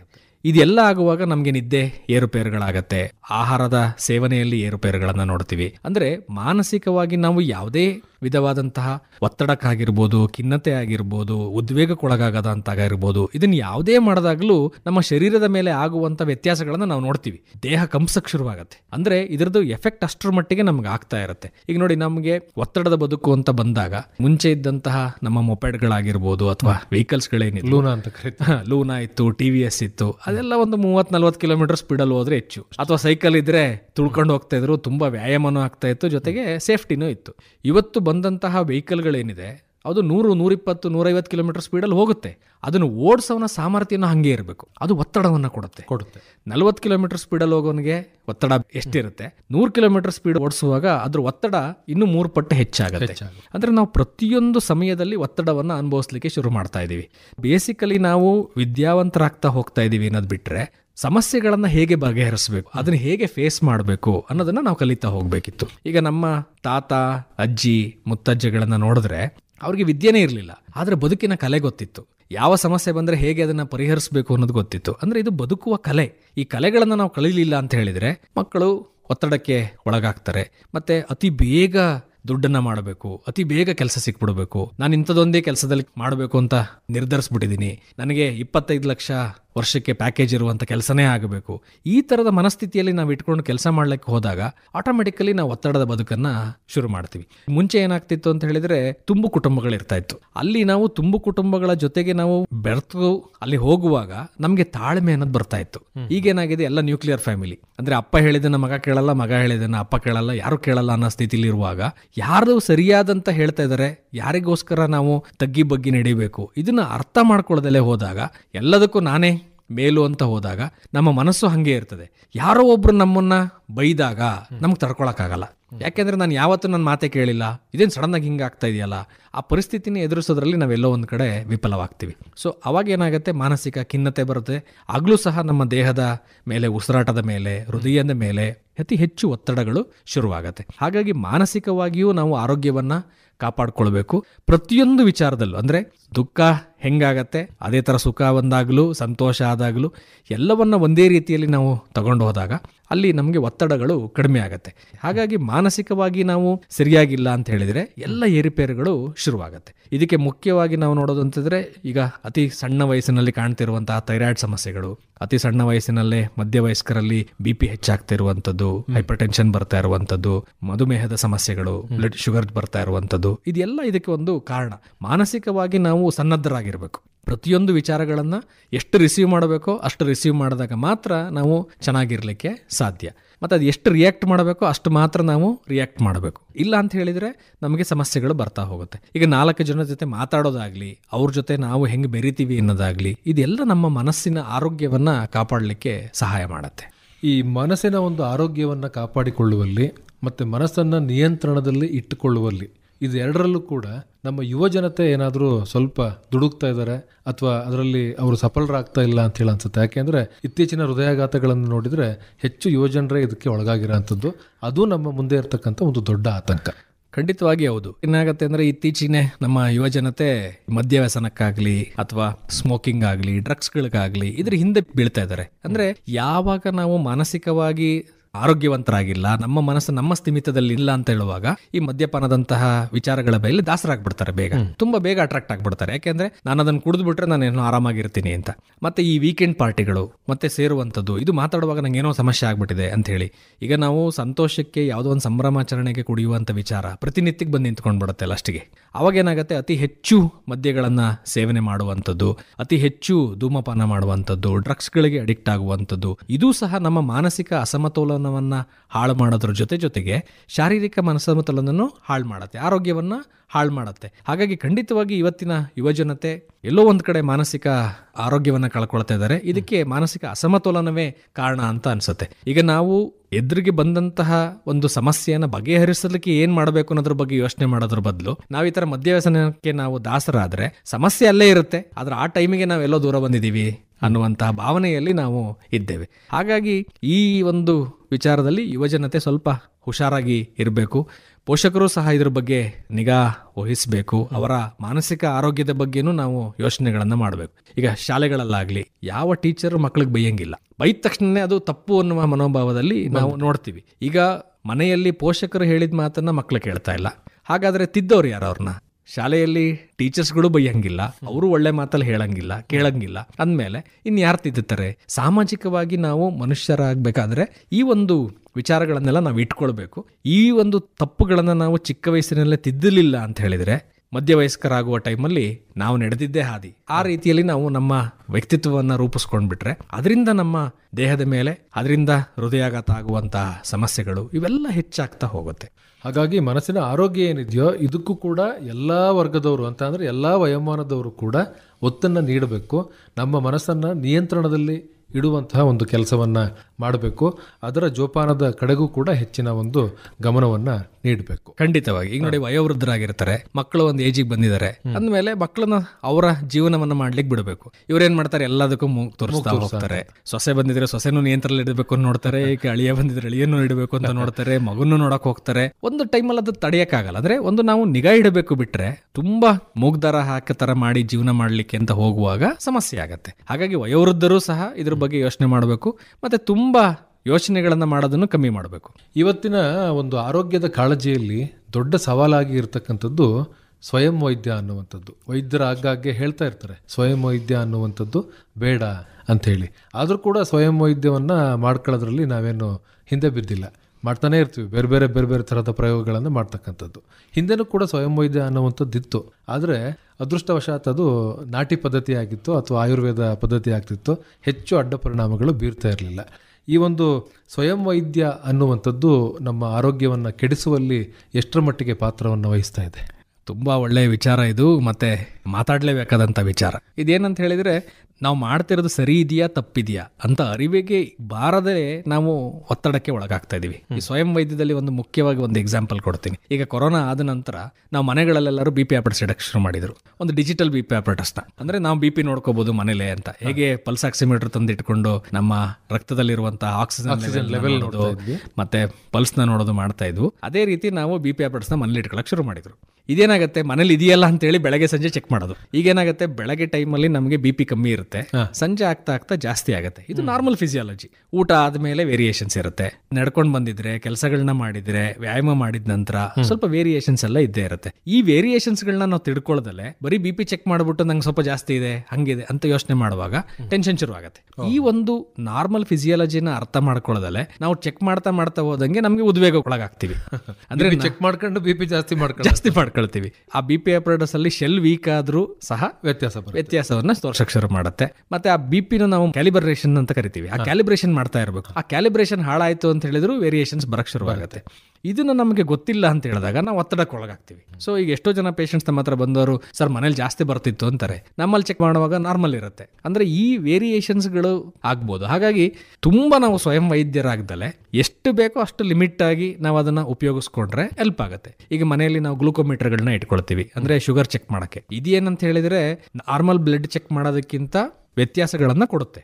ಆದ್ರೆ ಯಾರೋ ಒಬ್ರು ಮನೆಯಲ್ಲಿ ಮಧುಮೇಹ ಇದ್ದಾರೆ, ಅವ್ರಿಗೆ ಡಯಾಬಿಟಿಸ್ ಕಂಟ್ರೋಲ್ ಇಲ್ಲ, ಅದು ಜಾಸ್ತಿ ಆಯ್ತಾ ಕಮ್ಮಿ ಆಯ್ತಾ ಅಂತ ಇಮಿಡಿಯೇಟ್ ಆಗಿ ತಗೊಂಡು ಏನ್ ಮಾಡಬೇಕು ಅಂತ. ಅಂದ್ರೆ ಈಗ ಶುಗರ್ ಲೆವೆಲ್ ಜಾಸ್ತಿ ಆದ್ರೂ ಒಂದೇ ಲಕ್ಷಣ ಕಾಣುತ್ತೆ, ಶುಗರ್ ಲೆವೆಲ್ ಕಮ್ಮಿ ಆದ್ರೂ ಒಂದೇ ಲಕ್ಷಣ ಕಾಣುತ್ತೆ. ಅಂದ್ರೆ ಎರಡು ಕಂಡೀಷನ್ಗಳಲ್ಲೂ ತಲೆ ಸುತ್ತು ಬರುತ್ತೆ, ಕಣ್ಮಂಜಾಗತ್ತೆ, ಸುಸ್ತಾಗತ್ತೆ, ಪ್ರಜ್ಞಾಹೀನರ ಸ್ಥಿತಿಯಲ್ಲಿ ಹೋಗ್ತಾರೆ. ಈಗ ನಾವು ಶುಗರ್ ಕೊಡಬೇಕಾ ಕೊಡಬಾರ್ದಾ ಅಂತ ನೋಡ್ಕೊಳ್ಳಿಕ್ಕೋಸ್ಕರ ಈ ಗ್ಲೂಕೋಮೀಟರ್ ಅನ್ನೋದಂಥದ್ದು ಒಂದು ಬಂತು. ಈಗೇನಾಯ್ತು, ಮನೆಗಳಲ್ಲಿ ಪ್ರತಿನಿತ್ಯ ಚೆಕ್ ಮಾಡ್ಕೊಳ್ಳೋದು, ಅದರಿಂದ ಉದ್ವೇಗಗಳು ಶುರುವಾಗುತ್ತೆ. ಈ ಡೈನಲ್ ವೇರಿಯೇಷನ್ಸ್ ಅಂತ ಏನ್ ಕರಿತೀವಿ, ಅಂದ್ರೆ ಊಟ ಆದ ನಂತರ ವೇರಿಯೇಷನ್ ಇರೋದು, ಊಟಕ್ಕಿಂತ ಮುಂಚೆ ವೇರಿಯೇಷನ್ ಇರುವಂತದ್ದು, ಮತ್ತೆ ನಾವು ಎಷ್ಟು ರಕ್ತವನ್ನ ತಗೊಂಡು ಟೆಸ್ಟ್ ಮಾಡ್ತಿದೀವಿ ಅನ್ನೋದ್ರ ಮೇಲೂ ಡಿಪೆಂಡ್ ಆಗುತ್ತೆ. ಸೊ ಒಂದು ಡ್ರಾಪ್ ರಕ್ತ ಹಾಕಬೇಕು, ಅಲ್ಲಿ ರಕ್ತದಲ್ಲಿ ಬರೀ ಪ್ಲಾಸ್ಮಾ ಕಂಟೆಂಟ್ ಅಂದ್ರೆ ನೀರಿನ ಅಂಶನೇ ಬಂದ್ರೆ ವೇರಿಯೇಷನ್ಸ್ ಬರುತ್ತೆ. ಈ ತರದ ಸಣ್ಣ ಪುಟ್ಟ ತೊಂದರೆಗಳು ನಮಗೆ ಬರ್ತಾ ಹೋಗುತ್ತೆ. ಹಾಗಾಗಿ ನಾವೇ ಸ್ವಯಂ ವೈದ್ಯರಾಗಿ ಪ್ರತಿ ಸಲ ಅದನ್ನ ಟೆಸ್ಟ್ ಮಾಡ್ಕೊಳ್ಳೋ ಬದಲಾಗಿ ನಮ್ಮ ಲಿಮಿಟ್ ಅಲ್ಲಿ ಇಟ್ಕೊಂಡು ಅದನ್ನ ಟೆಸ್ಟ್ ಮಾಡಿಸ್ಕೊಂಡು ನಿಗದಿತವಾದ ಪರೀಕ್ಷೆಗಳನ್ನ ವೈದ್ಯರನ್ನ ಮೀಟ್ ಮಾಡಿ ಅದ್ರ ಮೂಲಕ ತೋರಿಸ್ಕೊಳ್ತಾ ಹೋದ್ರೆ ನಮಗೆ ಕರೆಕ್ಟ್ ಆದ ಒಂದು ಆನ್ಸರ್ ಅದಕ್ಕೆ ಸಿಗ್ತಾ ಹೋಗುತ್ತೆ. ಇಲ್ಲಾಂದ್ರೆ ನಾವು ತೊಂದರೆಗಳಿಗೆ ಒಳಗಾಗ್ತೀವಿ. ಇದೇ ರೀತಿ ಸ್ವಯಂ ಆಗಿ ನಾವೇ ಮೆಡಿಸಿನ್ಸ್ಗಳನ್ನ ತಗೊಳಕ್ ಹೋಗೋದು, ಇದು ಇನ್ನೊಂದು ದೊಡ್ಡ ಸಮಸ್ಯೆ. ಮತ್ತೆ ಡಾಕ್ಟರ್ ಈಗ ನೋಡಿರ್ತಾರೆ, ನೋಡ್ಬಿಟ್ಟು BP ಜಾಸ್ತಿ ಆಗಿದೆ, ನೀವು ಒಂದು ತಿಂಗಳು ತಗೊಳ್ಳಿ, ತಿಂಗಳಾದ್ಮೇಲೆ ಬಂದು ಕಾಣಿ, ಅದನ್ನ ಮುಂದಿನ ವಿಚಾರನ ನಾವು ಹೇಳ್ತೀವಿ ಅಂತ ಹೇಳಿ ಕಳ್ಸಿರ್ತಾರೆ. ಇವ್ರೇನ್ ಮಾಡ್ತಾರೆ, ಲೈಫ್ ಲಾಂಗ್ ತಗೋಬೇಕಾಗತ್ತೆ ಅಂತ ಹೇಳಿ ಒಂದು ತಿಂಗಳು ಮಾತ್ರೆ ತಗೊಳ್ತಾರೆ, ನಿಲ್ಲಿಸ್ಬಿಡ್ತಾರೆ. ಮತ್ತೆ ಆಸ್ಪತ್ರೆಗೆ ಬರಲ್ಲ, ತೋರ್ಸಕ್ ಬರಲ್ಲ. ಮತ್ತೆ ಇನ್ನೊಂದ್ಸಲಿ ಯಾವಾಗಲೂ ಜಾಸ್ತಿ ಆದಾಗ, ಅಥವಾ ಚೆಸ್ಟ್ ಪೇನ್ ಬಂದಾಗ, ಅಥವಾ ಹಾರ್ಟ್ ಅಟ್ಯಾಕ್ ತರ ಫೀಲಿಂಗಿಗೆ ಬಂದಾಗ, ಅಥವಾ ಮೆದುಳಿನಲ್ಲಿ ತಲೆ ಸುತ್ತು ಬರುವಂತದ್ದು, ಮೆದುಳಿನ ರಕ್ತಸ್ರಾವ ಆಗುವಂತದ್ದು, ಮತ್ತೆ ಲಕು ಹೊಡೆಯುವಂತದ್ದು, ಈ ತರ ಲಕ್ಷಣಗಳಿಗೆ ಎಂಡಪ್ ಆಗ್ಬಿಡ್ತಾರೆ. ಸೊ ಹಾಗಾಗಿ ನಾವು ನಿಗದಿತವಾಗಿ ಒಂದ್ಸಲಿ ಡಾಕ್ಟರ್ ಏನಾರ ಆ ತರ ಜಾಸ್ತಿ ಆಗ್ತಾ ಇದೆ ಅಂತ ಹೇಳಿದ್ರೆ ನಿಗದಿತವಾದ ಪರೀಕ್ಷೆಯನ್ನ ಮಾಡಿಸ್ಕೊಳ್ಳಿ. ಅಟ್ಲೀಸ್ಟ್ ಒಂದು 3 ತಿಂಗಳಿಂದ 4 ತಿಂಗಳಿಗೊಂದ್ಸಲಿ ಅಲ್ಲಿ ಹೋಗಿ ಪರೀಕ್ಷೆ ಮಾಡಿದ್ರೆ ಅವರು ಅದಕ್ಕೆ ನಿಗದಿತವಾದಂತಹ ಔಷಧಿಗಳನ್ನ ಕೊಡ್ತಾರೆ. ಈಗ ಕೆಲವು ಟೈಮ್ ಏನ್ ಮಾಡ್ಬೋದು, ಒಂದು ಹೈಯರ್ ಡೋಸ್ ಆಫ್ ಮೆಡಿಸಿನ್ ಬೇಕಾಗ್ಬೋದು. ಒಂದ್ಸಲಿ ಬ್ಲಡ್ ಶುಗರ್ ಅಥವಾ BP ಒಂದ್ಸಲಿ ಕಮ್ಮಿ ಆದ ನಂತರ ಅದನ್ನ ಕಮ್ಮಿ ಮಾಡುವಂತ ಅವಕಾಶಗಳಿರುತ್ತೆ. ನಾವು ಅದನ್ನ ಅರ್ಥ ಮಾಡ್ಕೊಳ್ಳೋದಲ್ಲೇ ಶುರು ಮಾಡ್ಬಿಡ್ತೀವಿ. ಅಥವಾ ಇನ್ನೊಂದೇನು ಸಮಸ್ಯೆಗಳನ್ನ ನಾವು ಮಾಡ್ಕೊಳ್ತೀವಿ ಅಂತ ಹೇಳಿದ್ರೆ, ಫಸ್ಟ್ ವೈದ್ಯರು ಹೇಳ್ತಾರೆ, ನಿಮಗೆ ನೋಡಿ BP ಜಾಸ್ತಿ ಆಗಿದೆ, ನೀವು ಉಪ್ಪಿನಂಶ ಎಲ್ಲ ಕಮ್ಮಿ ಮಾಡಿ, ಮಸಾಲೆಗಳನ್ನ ಕಮ್ಮಿ ಮಾಡಿ, ಸ್ವಲ್ಪ ವಾಕಿಂಗ್ ಎಲ್ಲ ಮಾಡಿ, ಎಕ್ಸರ್ಸೈಸ್ ಮಾಡಿ, ಒಂದು ವಾರ ಬಿಟ್ಟು ಬಂದು ತೋರಿಸಿ, ಕಮ್ಮಿ ಆಗಿಲ್ಲ ಅಂದ್ರೆ ಮಾತ್ರೆ ಕೊಡೋಣ ಅಂತ ಹೇಳ್ತಾರೆ. ಇವರಿಗೆ ತಾಳ್ಮೆ ಇಲ್ಲ, ಇಮಿಡಿಯೇಟ್ ಆಗಿ ಕಮ್ಮಿ ಆಗ್ಬಿಡ್ಬೇಕು ಅಂತ ಮಾತ್ರೆ ತಗೊಳ್ಳೋದು, ಅಬ್ರಪ್ಟ್ ಆಗಿ ನಿಲ್ಲಿಸ್ಬಿಡೋದು, ಈ ತರ ಮಾಡೋದು ನಮ್ಮ ದೇಹಕ್ಕೆ ತೊಂದರೆ ಆಗುತ್ತೆ. ಹಾಗಾಗಿ ಸ್ವಯಂ ವೈದ್ಯರಾಗಿ ಮಾತ್ರೆಗಳನ್ನ ತಗೊಳ್ಳುವಂಥದ್ದು, ಸ್ವಯಂ ವೈದ್ಯರಾಗಿ ಟೆಸ್ಟ್ಗಳನ್ನ ಮಾಡಿಸ್ಕೊಳ್ಳುವಂಥದ್ದು, ಇದು ತಪ್ಪಾಗತ್ತೆ. ಈಗ ಕೆಲವು ಸಾರಿ ನನಗೂ ಅನ್ಸುತ್ತೆ, ತಲೆನೋವು ಬಂದಾಗ ಡಾಕ್ಟರ್ ಯಾವುದೋ ಒಂದು ಮಾತ್ರೆ ಕೊಟ್ಟಿರ್ತಾರೆ, ಇನ್ನೊಂದ್ಸರಿ ಅದೇ ಮಾದರಿಯ ತಲೆನೋವು ಬರುತ್ತೆ, ಅದು ತಗೊಳ್ಳೋದ್ರಲ್ಲಿ ತಪ್ಪೇನು ಅಂತ ಹೇಳಿ ತುಂಬ ಜನ ಕೇಳ್ತಾರೆ. ಅಥವಾ ಜ್ವರ ಬರಬಹುದು, ಜ್ವರ ಬಂದಾಗ ಯಾವುದೋ ಒಂದು ಟ್ಯಾಬ್ಲೆಟ್ ಕೊಟ್ಟಿದ್ರು, ಅದೇ ಚೀಟಿಯನ್ನು ಇಟ್ಕೊಂಡು ಮತ್ತಿನ್ನೊಂದ್ಸರಿ ಜ್ವರ ಬಂದಾಗ ತಗೊಳ್ಳೋ ಅಂಥದ್ದು, ಜ್ವರ ಬಂತು ತಗೊಂಡೆ ಕಡಿಮೆ ಆಯಿತು ಅಂತಲೂ ಕೂಡ ಹೇಳ್ತಾರೆ. ಆದರೆ ಅದು ಸರಿಯಾದಂತಹ ಒಂದು ಕ್ರಮವೇ? ಪ್ರತಿಯೊಂದು ಕಾಯಿಲೆಗೂ ನಾವು ಅದನ್ನ ತಗೊಂಡ ತಕ್ಷಣನೇ ಕಾಯಿಲೆ ಹೋಗದಿದ್ರು ಕಾಯಿಲೆ ಮರೆಸುತ್ತೇನ ಒಂದು ಭಾವನೆ. ಅದೇ ರೀತಿ ನಮಗೆ ಬಂದಂತಹ ಎಲ್ಲ ಕಾಯಿಲೆಗಳು ಒಂದೇ ತರ ಇರ್ಲಿಕ್ಕಿಲ್ಲ. ಕೆಲವೊಂದು ವಿಚಾರಗಳಲ್ಲಿ ಆಂಟಿಬಯೋಟಿಕ್ಸ್ ಬೇಕಾಗ್ಬೋದು, ಕೆಲವೊಂದು ಕಂಡೀಷನ್ ಅಲ್ಲಿ ಬೇಡದಲ್ಲೇ ಇರ್ಬೋದು, ಕೆಲವೊಂದು ಕಂಡೀಷನ್ ಅಲ್ಲಿ ನೀಡುವಂತಹ ಮಾತ್ರೆಗಳು ಅಥವಾ ನೋವು ನಿವಾರಕಗಳು ಅವಶ್ಯಕತೆನೇ ಇಲ್ಲದೆ ಇರ್ಬೋದು. ಈಗ ಒಂದ್ಸಲಿ ನೋವಿನ ನಿವಾರಕ ಮಾತ್ರೆಗಳ ಜೊತೆಗೆ ಜ್ವರ ಕಮ್ಮಿ ಆಗ್ಲಿಕ್ಕೂ ಮಾತ್ರೆ ಇರುತ್ತೆ. ಕೆಲವು ಟೈಮ್ ಬರೀ ಜ್ವರ ಕಮ್ಮಿ ಆಗೋದಕ್ಕೆ ಮಾತ್ರೆ ಕೊಟ್ಟರೆ ಸಾಕಾಗಿರುತ್ತೆ. ನಾವೇನ್ ಮಾಡಿರ್ತೀವಿ, ನೆಸೆಸಿಟಿ ಇಲ್ಲದೆ ಅಷ್ಟು ಡಬಲ್ ಡೋಸ್ ತಗೊಂಡಿರ್ತೀವಿ. ಇದು ಒಂದು ಸಮಸ್ಯೆ ಆಗುತ್ತೆ. ಮತ್ತೆ ಈಗ ತುಂಬಾ ಹೆಚ್ಚಾಗಿ ನಾವು ಸಮಸ್ಯೆ ನೋಡ್ತಾ ಇರೋದು ಈ ತರ ಅಂತ ಹೇಳಿದ್ರೆ ಗ್ಯಾಸ್ಟ್ರಿಕ್ ಸಮಸ್ಯೆ ಆಗಿತ್ತು ಅಂತ ಹೇಳಿ ಎದೆ ಉರಿ ಬಂತು, ಎದೆ ಒತ್ತದಂಗ ಆಯ್ತು, ಉಳಿ ತೇಗ್ ಬರ್ತಾ ಇದೆ, ಅಥವಾ ವಾಮಿಟಿಂಗ್ ಸೆನ್ಸೇಷನ್ ಇದೆ ಅಂತಿದ್ದಂಗೆನೆ ಇವರೇ ಹೋಗ್ಬಿಟ್ಟು ಏನ್ ಮಾಡ್ತಾರೆ, ಗ್ಯಾಸ್ಟ್ರಿಕ್ ಮಾತ್ರೆಗಳನ್ನ ತಗೊಂಡ್ಬಿಡ್ತಾರೆ. ಈ ಒಂದು ಲಕ್ಷಣಗಳು ಸಹ ಹೃದಯಾಘಾತದಲ್ಲಿ ಆಗತ್ತೆ. ಎಲ್ಲಾ ಗ್ಯಾಸ್ಟ್ರಿಕ್ ಫೀಚರ್ಸ್ ಹೃದಯಾಘಾತ ಅಂತ ಅಲ್ಲ, ಆದ್ರೆ ಹೃದಯಾಘಾತ ಆಗುವಾಗ ಈ ಫೀಚರ್ಸ್ ಗಳನ್ನ ತೋರಿಸುತ್ತೆ. ಇದು ಸಾಮಾನ್ಯವಾಗಿ ನಮಗೆ ಅರ್ಥನೇ ಆಗಲ್ಲ. ಪ್ರತಿದಿನ ಬರ್ತಾ ಇತ್ತು, ನಾನು ಮಾತ್ರೆ ತಗೊಂಡ್ರೆ ಕಮ್ಮಿ ಆಗ್ತಾ ಇತ್ತು ಅನ್ನುವಂತ ಭಾವನೆಯಲ್ಲೂ ಇರೋದು ಸಹ ಈ ಹೃದಯಾಘಾತಕ್ಕೆ ಅತಿ ಹೆಚ್ಚು ತೊಂದರೆಯನ್ನ ಕೊಡ್ತಾ ಇದೆ. ಯಾಕೆಂದ್ರೆ ನಮ್ಗೆ ಗ್ಯಾಸ್ಟ್ರೈಟಿಸ್ ಅನಿಸ್ತಾ ಇದೆ, ಎದೆ ಒತ್ತಾ ಇದೆ, ಎಣ್ಣೆ ಏನೋ ತಿಂದಿದ್ದೆ ಅದಕ್ಕೆ ಆಗ್ತಾ ಇರಬಹುದು, ವಾಮಿಟಿಂಗ್ ಸೆನ್ಸೇಷನ್ ಬಂದಂಗ ಆಗ್ತಾ ಇದೆ ಅದಕ್ಕೋಸ್ಕರ ಆಗ್ತಾ ಇರಬಹುದು, ಮತ್ತೆ ಬೆನ್ನು ನೋವು ಬರ್ತಾ ಇದೆ, ಭುಜದ ಹತ್ರ ಎಳ್ತಾ ಬರ್ತಾ ಇದೆ, ಇದು ಹೃದಯಾಘಾತಕ್ಕೆ ಆಗ್ತಾ ಇರುವಂತಹ ಲಕ್ಷಣವೂ ಹೌದು, ಗ್ಯಾಸ್ಟ್ರಿಕ್ಗೆ ಬರ್ತಾ ಇರುವಂತಹ ಲಕ್ಷಣವೂ ಆಗಿರಬಹುದು. ನಾವು ಅದನ್ನ ಸ್ವಯಂ ವೈದ್ಯ ಮಾಡಕ್ ಹೋದಾಗ ಗೊತ್ತಾಗಲ್ಲ ಏನ್ ಡಿಫ್ರೆನ್ಸಿಯೇಷನ್ ಮಾಡಬೇಕು ಅಂತ. ಒಂದು ಸಣ್ಣ ಅನುಮಾನ ಬಂದ್ರೂ ದಯಮಾಡಿ ನೀವು ಹತ್ರದಲ್ಲಿರುವಂತಹ ವೈದ್ಯರನ್ನ ಕಾಣಿ. ಒಂದು ಸಿಂಪಲ್ ECG ಅಂತ ಟೆಸ್ಟ್ ಮಾಡಿದ್ರು ನಮಗೆ ಹೃದಯಾಘಾತ ಆಗ್ತಾ ಇರೋದನ್ನ ವಿಚಾರ ಗೊತ್ತಾಗ್ಬಿಡತ್ತೆ. ಇನ್ನು ಈ ವೈದ್ಯರು ಅವಾಗ ಹೇಳ್ತಿರ್ತಾರೆ, ನಿಮ್ಗೆ ಏನೇ ಸಮಸ್ಯೆ ಆದ್ರೂ ತಕ್ಷಣ ವೈದ್ಯರ ಹತ್ರಕ್ಕೆ ಹೋಗಿ ಅವರಿಂದ ತಪಾಸಣೆಯನ್ನ ಮಾಡಿಸ್ಕೊಂಡು ಅದಕ್ಕೆ ಏನು ಚಿಕಿತ್ಸೆ ಇರುತ್ತೋ ಅದನ್ನ ಪಡ್ಕೊಳ್ಳಿ ಅಂತ ಹೇಳಿ. ನಾವು ಅನೇಕ ಸಾರಿ ಅದನ್ನ ಒಂಥರ ನಿರ್ಲಕ್ಷ್ಯ ಮಾಡ್ತಾ ಬರ್ತೀವಿ. ನಿಗದಿತ ಸಮಯದಲ್ಲಿ ತಪಾಸಣೆ ಮಾಡಿಸ್ಕೊಳ್ಳೋ ಅಂಥದ್ದು ನಮ್ಮ ಆರೋಗ್ಯದ ಯಾವುದೇ ಸಮಸ್ಯೆ ಆಗಿರಲಿ ಎಷ್ಟು ಮುಖ್ಯ ಅಂತೀರಿ? ಈಗ ನೀವು ಒಂದು ಹೊಸ ಕಾರ್ ತಗೊಂಡ್ ಬಂದ್ರೆ ಆ ಕಾರ್ಗೆ 1,000 ಕಿಲೋಮೀಟರ್ ಹೋದ ತಕ್ಷಣ ಫ್ರೀ ಸರ್ವಿಸಿಗೆ ತಗೊಂಡ್ ಬನ್ನಿ ಅಂತ ಹಾಕಿರ್ತಾರೆ. ಅಥವಾ ನೀವು ಒಂದು ತಿಂಗಳೊಳಗಡೆ ಯಾವ್ದು ಬೇಗ ಆಗತ್ತೋ ಅದನ್ನ ಮಾಡಿ ಅಂತ ಹಾಕಿರ್ತಾರೆ. ಅಂದ್ರೆ ನೀವು ನಿಗದಿತವಾದ ಸಮಯದಲ್ಲಿ ಅದನ್ನ ಹೋಗಿ ಪರೀಕ್ಷೆ ಮಾಡ್ಕೊಂಡ್ರೆ ಅಲ್ಲಿ ಏನ್ ತೊಂದರೆಗಳಾಗಿರಬಹುದು ಅಂತ ಹೇಳಿ ಅವ್ರು ಸರಿ ಮಾಡಿದ್ರೆ, ಅಥವಾ ಓವರ್ ಆಯಿಲ್ ಮಾಡೋದು, ರೀಆಯಿಲಿಂಗ್ ಮಾಡೋದು, ಅದೇನೋ ಒಂದು ಮಾಡಿದಾಗ ಅದರ ಒಂದು ಬಾಳಿಕೆ ಹೆಚ್ಚಾಗತ್ತೆ. ಅದರ ಒಂದು ವ್ಯವಸ್ಥಿತವಾದಂತಹ ವರ್ಕಿಂಗ್ ಕೆಪಾಸಿಟಿ ಏನಿದೆ ಅದು ಜಾಸ್ತಿ ಆಗ್ತಾ ಹೋಗುತ್ತೆ. ಈಗ ನಾವೇನ್ ಮಾಡ್ತಿದೀವಿ ಅಂತ ಹೇಳಿದ್ರೆ, ತುಂಬಾ ಸಲ ನಾವು ನೋಡೋದು ಅಂತ ಹೇಳಿದ್ರೆ ಪೇಷಂಟ್ಸ್ ಗಳೇನ್ ಹೇಳ್ತಾರೆ ಅಂದ್ರೆ, ಅಯ್ಯೋ ನಾನು ಇದುವರೆಗೆ ಡಾಕ್ಟರ್ ಹತ್ರನೇ ಬಂದಿರಲಿಲ್ಲ ಸರ್, ಡಾಕ್ಟರ್ ಏನೋ ಕಾಯಿಲೆ ಇದೆ ಅಂತ ಹೇಳ್ಬಿಟ್ರೆ ಅಥವಾ ಹೆದರಿಕೆ ಆಗ್ಬಿಟ್ರೆ ನಮಗೆ ಈ ಟೆಸ್ಟ್ ಮಾಡಿಸಿದ್ರೆ ಏನಾಗ್ಬಿಡುತ್ತೋ ಅದೇನಾಗ್ಬಿಡುತ್ತೋ ಅಂತ. ಈ ಭಯದಿಂದ ಹೊರಗಡೆ ಬರ್ಬೇಕು ನಾವು ಯಾವತ್ತು ಮೊದಲನೇದಾಗಿ. ಯಾಕೆಂದ್ರೆ ನಮ್ಮಲ್ಲಿರುವಂತಹ ಸಮಸ್ಯೆಯನ್ನ ನಾವು ಕಂಡಿಡ್ಕೊಂಡ್ರೆ ಅದಕ್ಕೆ ನಿಗದಿತವಾದಂತಹ ಮತ್ತೆ ಕರೆಕ್ಟ್ ಆಗಿರುವಂತಹ ಒಂದು ಟ್ರೀಟ್ಮೆಂಟ್ ಅನ್ನ ಮಾಡಬಹುದು. ನಮ್ಮ ಕಾಯಿಲೆ ಇದೇನದೇ ಗೊತ್ತಾಗಿಲ್ಲ ಅಂತ ಹೇಳಿದ್ರೆ ಅದು ಕಾಯಿಲೆ ಬೆಳೀತಾ ಹೋಗಬಹುದು. ಅವತ್ತು ನಾವು ತೊಂದರೆಗೆ ಸಿಕ್ಕಾಕೊಳ್ತೀವಿ. ಮುಂಚೆ ಹೇಳ್ತಿದ್ರು 45 ವರ್ಷ ಮೇಲ್ಪಟ್ಟವರಿಗೆ ನೀವೊಂದು ನಿಗದಿತವಾಗಿ ಅಟ್ಲೀಸ್ಟ್ ವರ್ಷಕ್ಕೊಮ್ಮೆ ಆದ್ರೂ ರಕ್ತಗಳನ್ನ ಪರೀಕ್ಷೆ ಮಾಡಿಕೊಂಡು, ಶುಗರ್ ಟೆಸ್ಟ್, ಕೊಲೆಸ್ಟ್ರಾಲ್ ಟೆಸ್ಟ್ ಗಳನ್ನ ಮಾಡಿಕೊಂಡು ಅವಾಗ ನೀವು ಎಷ್ಟರ ಮಟ್ಟಿಗೆ ತೊಂದರೆಗಳು ಇರಬಹುದು ಇಲ್ಲ ಅನ್ನೋದನ್ನ ಕಂಡುಹಿಡ್ಕೊಳ್ಬಹುದು ಅಂತ. ಬಟ್ ಈಗೇನಾಗ್ತಿದೆ ಅಂತ ಹೇಳಿದ್ರೆ ಒಂದು 30 ವರ್ಷದ ನಂತರನೇ ನಾವು ಇದನ್ನ ಮಾಡಬೇಕಾದಂತ ಪರಿಸ್ಥಿತಿಯಲ್ಲಿ ನಾವಿದ್ದೇವೆ. ಈಗ ನಮ್ಮ ಆರೋಗ್ಯದ ಬಗ್ಗೆ ನಮಗೆ ಗೊತ್ತಾಗ್ಬಿಡುತ್ತೆ. ನನ್ನ ಜೀವನ ಶೈಲಿ ಹೇಗಿದೆ, ನನ್ನ ಆಹಾರ ಪದ್ಧತಿ ಹೇಗಿದೆ, ನಾನು ಮಾನಸಿಕವಾಗಿ ಹೇಗಿದ್ದೀನಿ, ಇದೆಲ್ಲ ಏನೋ ಒಂದು ವೇರಿಯೇಷನ್ಸ್ ಕಾಣ್ತಾ ಇದೆ ಅಂತ ಗೊತ್ತಾದ ತಕ್ಷಣನೇ ಒಂದು ಹೋಗಿ ಟೆಸ್ಟ್ ಮಾಡ್ಕೊಂಡ್ರೆ ಮುಂದೆ ಬರಬಹುದಾದಂತ ತೊಂದರೆಗಳನ್ನ ತಡೆಗಟ್ಟಲಿಕ್ಕೆ ಖಂಡಿತವಾಗಿ ಅವಕಾಶ ಇದೆ. ಹಂಗಂತ ಎಲ್ಲಾ ವೈದ್ಯರು ನೀವು ಹೋಗ್ತಿದ್ದಂಗೆ ಇಲ್ದಿರೋ ಕಾಯಿಲೆಗಳ ಬಗ್ಗೆ ಹೇಳಲಿಕ್ಕಾಗಲ್ಲ. ಈಗ ನೀವೊಂದು ಮೊಬೈಲ್ ಏನೋ ಪ್ರಾಬ್ಲಮ್ ಆಯ್ತು ಅಂತ ಹೇಳಿ ಒಂದ್ ಕಡೆ ತಗೊಂಡೋಗಿ ಕೊಟ್ಟಾಗ ಅವರು ನಿಮ್ದು ಇಲ್ಲ ಮೊಬೈಲ್ ಸರಿಯಾಗಲ್ಲ ಇದು ಅಂತ ಹೇಳಿದ್ರೆ ನೀವೇನ್ ಮಾಡ್ತೀರಿ, ಇನ್ನೊಂದು ಅಂಗಡಿಗೆ ಹೋಗ್ತೀರಿ, ಅಲ್ಲೋಗಿ ಚೆಕ್ ಮಾಡಿಸಿ ಅದನ್ನ ಕನ್ಫರ್ಮ್ ಮಾಡ್ಕೊಳ್ತೀರಿ. ಅದೇ ರೀತಿ ನಿಮ್ಗೆ ಏನಾರು ಅನುಮಾನ ಬಂದ್ರೆ ಇನ್ನೊಬ್ರು ವೈದ್ಯರನ್ನ ಕಾಣಿ, ಸೂಕ್ತವಾದ ಸಲಹೆಯನ್ನ ಪಡ್ಕೊಳ್ಳಿ, ಆನಂತರ ನಿಗದಿತವಾದಂತಹ ಟೆಸ್ಟ್ ಗಳನ್ನ ಮಾಡಿ. ಈಗ ಫಾರ್ ಎಕ್ಸಾಂಪಲ್ ಈಗ ನಮ್ಮ ಹೃದಯ ಸಂಬಂಧಿ ಕಾಯಿಲೆಗಳನ್ನ ಕಂಡುಹಿಡಿಬೇಕಾದ್ರೆ ಒಂದು ECG ಟೆಸ್ಟ್ ಇದೆ. ಅದು ಯಾವಾಗ್ಲೂ ಮಾಡಬೇಕು ಅಂತ ಇಲ್ಲ. ನಿಮ್ಗೆ ಏನೋ ಒಂದು ಅನುಮಾನ ಬಂದಾಗ ಈ ತರ ಹೃದಯಕ್ಕೆ ತೊಂದರೆ ಆಗಿರಬಹುದು ಅಂತ ಅನಿಸಿದಾಗ ಆ ECG ಟೆಸ್ಟ್ ಅನ್ನ ಮಾಡಿದ್ರೆ ನಮಗೆ ಅದರಲ್ಲಿ ವ್ಯತ್ಯಾಸಗಳನ್ನ ನೋಡಿ ಹೃದಯಕ್ಕೆ ಆಗಿರೋ ತೊಂದರೆಗಳನ್ನ ನಾವು ಕಂಡುಹಿಡಿಬಹುದು. ಇದೇ ತರ ಒಂದು ಎಕೋಕಾರ್ಡಿಯೋಗ್ರಾಮ್ ಅಂತ ಹೇಳಿ, ಅಂದ್ರೆ ಹಾರ್ಟಿನ ಸ್ಕ್ಯಾನಿಂಗ್ ಮಾಡುವಂಥದ್ದು. ಇದು ನಮ್ಮ ಹಾರ್ಟ್ ಅಲ್ಲಿರುವಂತಹ ರಕ್ತನಾಳಗಳು ಹೇಗಿದೆ ಮತ್ತೆ ಅದರಲ್ಲಿ ಇರುವಂತಹ ಕವಾಟಗಳು ಅಂದ್ರೆ ಬಾಗಿಲುಗಳಿರ್ತಾವ ಒಳಗಡೆ ಅದು ಹೇಗಿದೆ ಅಂತ ಗೊತ್ತಾಗತ್ತೆ. ಹೃದಯದ ಹೊರ ಪದರ ಹೆಂಗಿದೆ, ಅದರದ್ದು ವಾಲ್ ಥಿಕ್ನೆಸ್ ಹೆಂಗಿದೆ, ಇದನ್ನೆಲ್ಲ ಕಂಡುಹಿಡಿಯುತ್ತೆ. ಇದನ್ನ ನಾವು ಅಟ್ಲೀಸ್ಟ್ ನಮಗೆ ಒಂದೇನೋ ಸಮಸ್ಯೆ ಇರಬಹುದು ಅಂತ ಅನಿಸೋದಾಗಲು ಅಥವಾ ಒಂದ್ಸಲಿ ಹೋಗಿ ಟೆಸ್ಟ್ ಮಾಡಿಸ್ಕೊಳ್ಳೋದ್ರಿಂದ ನಾನು ಹುಡ್ದಾಗಿಂದನೂ ಬಡಿತಾ ಇರುವಂತಹ ಹೃದಯ ಯಾವ ಸ್ಟೇಜ್ ಅಲ್ಲಿ ಇದೆ, ಅದನ್ನ ನಾನು ಹೆಂಗೆ ಸಂರಕ್ಷಣೆ ಮಾಡ್ಕೊಳ್ಬಹುದು ಅನ್ನೋದ್ರ ಬಗ್ಗೆ ನಮ್ಗೊಂದು ಮಾಹಿತಿ ಸಿಗುತ್ತೆ. ಆ ರೀತಿ ಟೆಸ್ಟ್ ಗಳನ್ನ ಮಾಡಬಹುದು. ಇದೇ ರೀತಿ TMT ಟೆಸ್ಟ್ ಇದೆ, ಥ್ರೆಡ್ಮಿಲ್ ಟೆಸ್ಟ್ ಅಂತ ಹೇಳಿ. ಅಂದ್ರೆ ನಾವು ECG ಮಿಷನ್ ನ ಕನೆಕ್ಟ್ ಮಾಡಿ ನಡೆಸುತ್ತಾರೆ ಅದ್ರ ಮೇಲೆ, ಮತ್ತೆ ಆ ನಿಗದಿತವಾದಂತಹ ಒತ್ತಡದ ಕೆಲಸವನ್ನ ಮಾಡುವಾಗ ನಮ್ಮ ಹೃದಯ ಹೇಗೆ ಅದಕ್ಕೆ ಸ್ಪಂದನೆಯನ್ನ ಕೊಡ್ತಾ ಇದೆ ಅಂತ ನೋಡುವಾಗ ಅಲ್ಲಿ ಗೊತ್ತಾಗತ್ತೆ ಬ್ಲಡ್ ಸರ್ಕ್ಯುಲೇಷನ್ ಸರಿ ಆಗ್ತಾ ಇದೆಯಾ ಹಾರ್ಟ್ಗೆ. ನಮ್ಮ ದೇಹಕ್ಕೆ ರಕ್ತ ಸಂಚಾರವನ್ನ ಕೊಡುವಂತದೇ ಹೃದಯ. ಆ ಹೃದಯಕ್ಕೆ ರಕ್ತ ಸಂಚಾರ ಇಲ್ಲ ಅಂತ ಹೇಳಿದ್ರೆ ಹೃದಯ ಕೆಲಸ ನಿಲ್ಲಿಸುತ್ತೆ. ಅದನ್ನ ನಾವು ಟೆಸ್ಟ್ ಮಾಡ್ಕೊಳ್ಬಹುದು. ಅಂದ್ರೆ ಸರಿಯಾದಂತಹ ರಕ್ತ ಸಂಚಾರ ಹೃದಯಕ್ಕೆ ಬರ್ತಾ ಇದೆಯಾ, ಒತ್ತಡವನ್ನ ತಡ್ಕೊಳ್ತಾ ಇದೆಯಾ. ಕೆಲವರು ಹೇಳ್ತಾರೆ ಒಂದ್ 2 ಮಾಡಿ ಹತ್ತುತ್ತಿದ್ದಂಗೆ ನಂಗೆ ಉಸಿರು ಬಂದಂಗ ಆಗತ್ತೆ ಅಂತ ಹೇಳಿ. ಈ ತರದನ್ನೆಲ್ಲ ನಾವು ಈಸಿಯಾಗಿ TMT ಟೆಸ್ಟ್ ಗಳಲ್ಲಿ ನಾವು ಕಂಡುಹಿಡಿಯಬಹುದು. ಈಗ ನೀವು ಒಂದ್ಸಲಿ ಹೋಗಿ ಮಾಡಿಸಿ ನೋಡ್ತೀರಾ, ಅದೆಲ್ಲ ನಾರ್ಮಲ್ ಬಂದಿದೆ ಅಂತ ಹೇಳಿದ್ರೆ ಅಟ್ಲೀಸ್ಟ್ ನೀವು ಟೈಮ್ ತಗೊಳ್ಬಹುದು. ಅಂದ್ರೆ ಪ್ರತಿ ವರ್ಷ ಹೋಗಿ ಮಾಡಿಸ್ಬೇಕು ಅನ್ನೋದಿರಲ್ಲ. ಆಗ ಈಗ ಒಂದ್ಸಲಿ ಬಂದ್ ಮಾಡಿಸಿದ್ರಿ, ಅದ್ರಲ್ಲಿ ಏನೋ ಒಂದು ಸಮಸ್ಯೆ ಅಂತ ಕಂಡಾಗ ಆಗ ನೀವೇನ್ ಮಾಡ್ಬೇಕಾಗತ್ತೆ, ಪ್ರತಿ ವರ್ಷ ಅದನ್ನ ಟೆಸ್ಟ್ ಮಾಡಿಕೊಂಡು ನನ್ನಲ್ಲಿ ಮುಂಚೆ ಹಾರ್ಟ್ ಫಂಕ್ಷನ್ ಹೆಂಗಿತ್ತು, ಈ ವರ್ಷ ಹೇಗಿದೆ, ಮುಂದಿನ ವರ್ಷ ಹೆಂಗಿದೆ, ಇದನ್ನ ನಾವು ಟೆಸ್ಟ್ ಮಾಡ್ತಾ ಹೋದ್ರೆ ಅದರದ ಆರೋಗ್ಯದ ಬಗ್ಗೆ ನಮಗೆ ಮಾಹಿತಿ ಸಿಗ್ತಾ ಹೋಗುತ್ತೆ. ಹಾಗಾಗಿ ನಾವು ನಿಗದಿತವಾದಂತಹ ಟೆಸ್ಟ್ಗಳು, ಫಾರ್ ಎಕ್ಸಾಂಪಲ್ ಈಗ ನಮ್ಮ ಇಂಪಾರ್ಟೆಂಟ್ ಆರ್ಗನ್ಸ್ ಅಂತ ಹೇಳಿದ್ರೆ ಲಿವರ್ ಒಂದು, ಪ್ಯಾಂಕ್ರಿಯಾಸ್ ಒಂದು, ಕಿಡ್ನಿ ಒಂದು, ಮತ್ತೆ ಈ ಹೃದಯ ಒಂದು. ಇದು ಇಷ್ಟು ಆರ್ಗನ್ಸ್ ಗಳನ್ನ ಚೆನ್ನಾಗಿ ಕೆಲಸ ಮಾಡ್ತಿದ್ಯಾ ಅಂತ ನೋಡ್ಕೊಳ್ಳೇಬೇಕು. ಈಗ ಬ್ರೈನ್ ಅಲ್ಲಿ ಏನಾದ್ರು ಸಮಸ್ಯೆಗಳಾದ್ರೆ ಏನ್ ಮಾಡುತ್ತೆ, ಇಮಿಡಿಯೇಟ್ ಆಗಿ ತೋರಿಸುತ್ತದು. ಅಂದ್ರೆ ಒಂದು ತಲೆ ಸುತ್ತು ಬರೋದು, ತಲೆನೋವು ಬರುವಂತದ್ದು, ಈ ತರ ಇಮಿಡಿಯೇಟ್ ಆಗಿ ತೋರಿಸ್ಬಿಡುತ್ತೆ. ಆ ರೀತಿ ಸಮಸ್ಯೆಗಳನ್ನ ಈ ಆರ್ಗನ್ಸ್ ಗಳು ತೋರಿಸದಲ್ಲೇ ಇರಬಹುದು, ನಿಧಾನಕ್ಕೆ ಡ್ಯಾಮೇಜ್ ಆಗ್ತಾ ಹೋಗ್ತಾ ಇರ್ತವೆ. ಹಾಗಾಗಿ ಇದನ್ನ ನಾವು ಬೇಗ ಕಂಡುಹಿಡ್ಕೊಳ್ಬೇಕಂತ ಹೇಳಿದ್ರೆ ನಿಗದಿತವಾದಂತಹ ಒಂದು ಟೆಸ್ಟ್ ಗಳನ್ನ ನೋಡ್ಬೇಕು. ನಮ್ಮ ಜೀವನ ಶೈಲಿಯನ್ನೇ ನಾವು ಬದಲಾಯಿಸ್ಕೊಂಡ್ಬಿಟ್ಟಿದೀವಿ ಅಂದ್ಮೇಲೆ ನಮ್ಮ ಆರ್ಗನ್ಸ್ ಎಷ್ಟು ಚೆನ್ನಾಗಿದೆ ಅನ್ನೋದನ್ನ ನಾವು ತಿಳ್ಕೊಳ್ಳೇಬೇಕಾಗತ್ತೆ. ಅದನ್ನ ನಾವು ತಿಳ್ಕೊಳ್ಳದಲ್ಲೇ ಹೋದಾಗ ಹೋದಾಗ ಏನಾಗುತ್ತೆ, ಮುಂದೆ ಆಗುವಂತಹ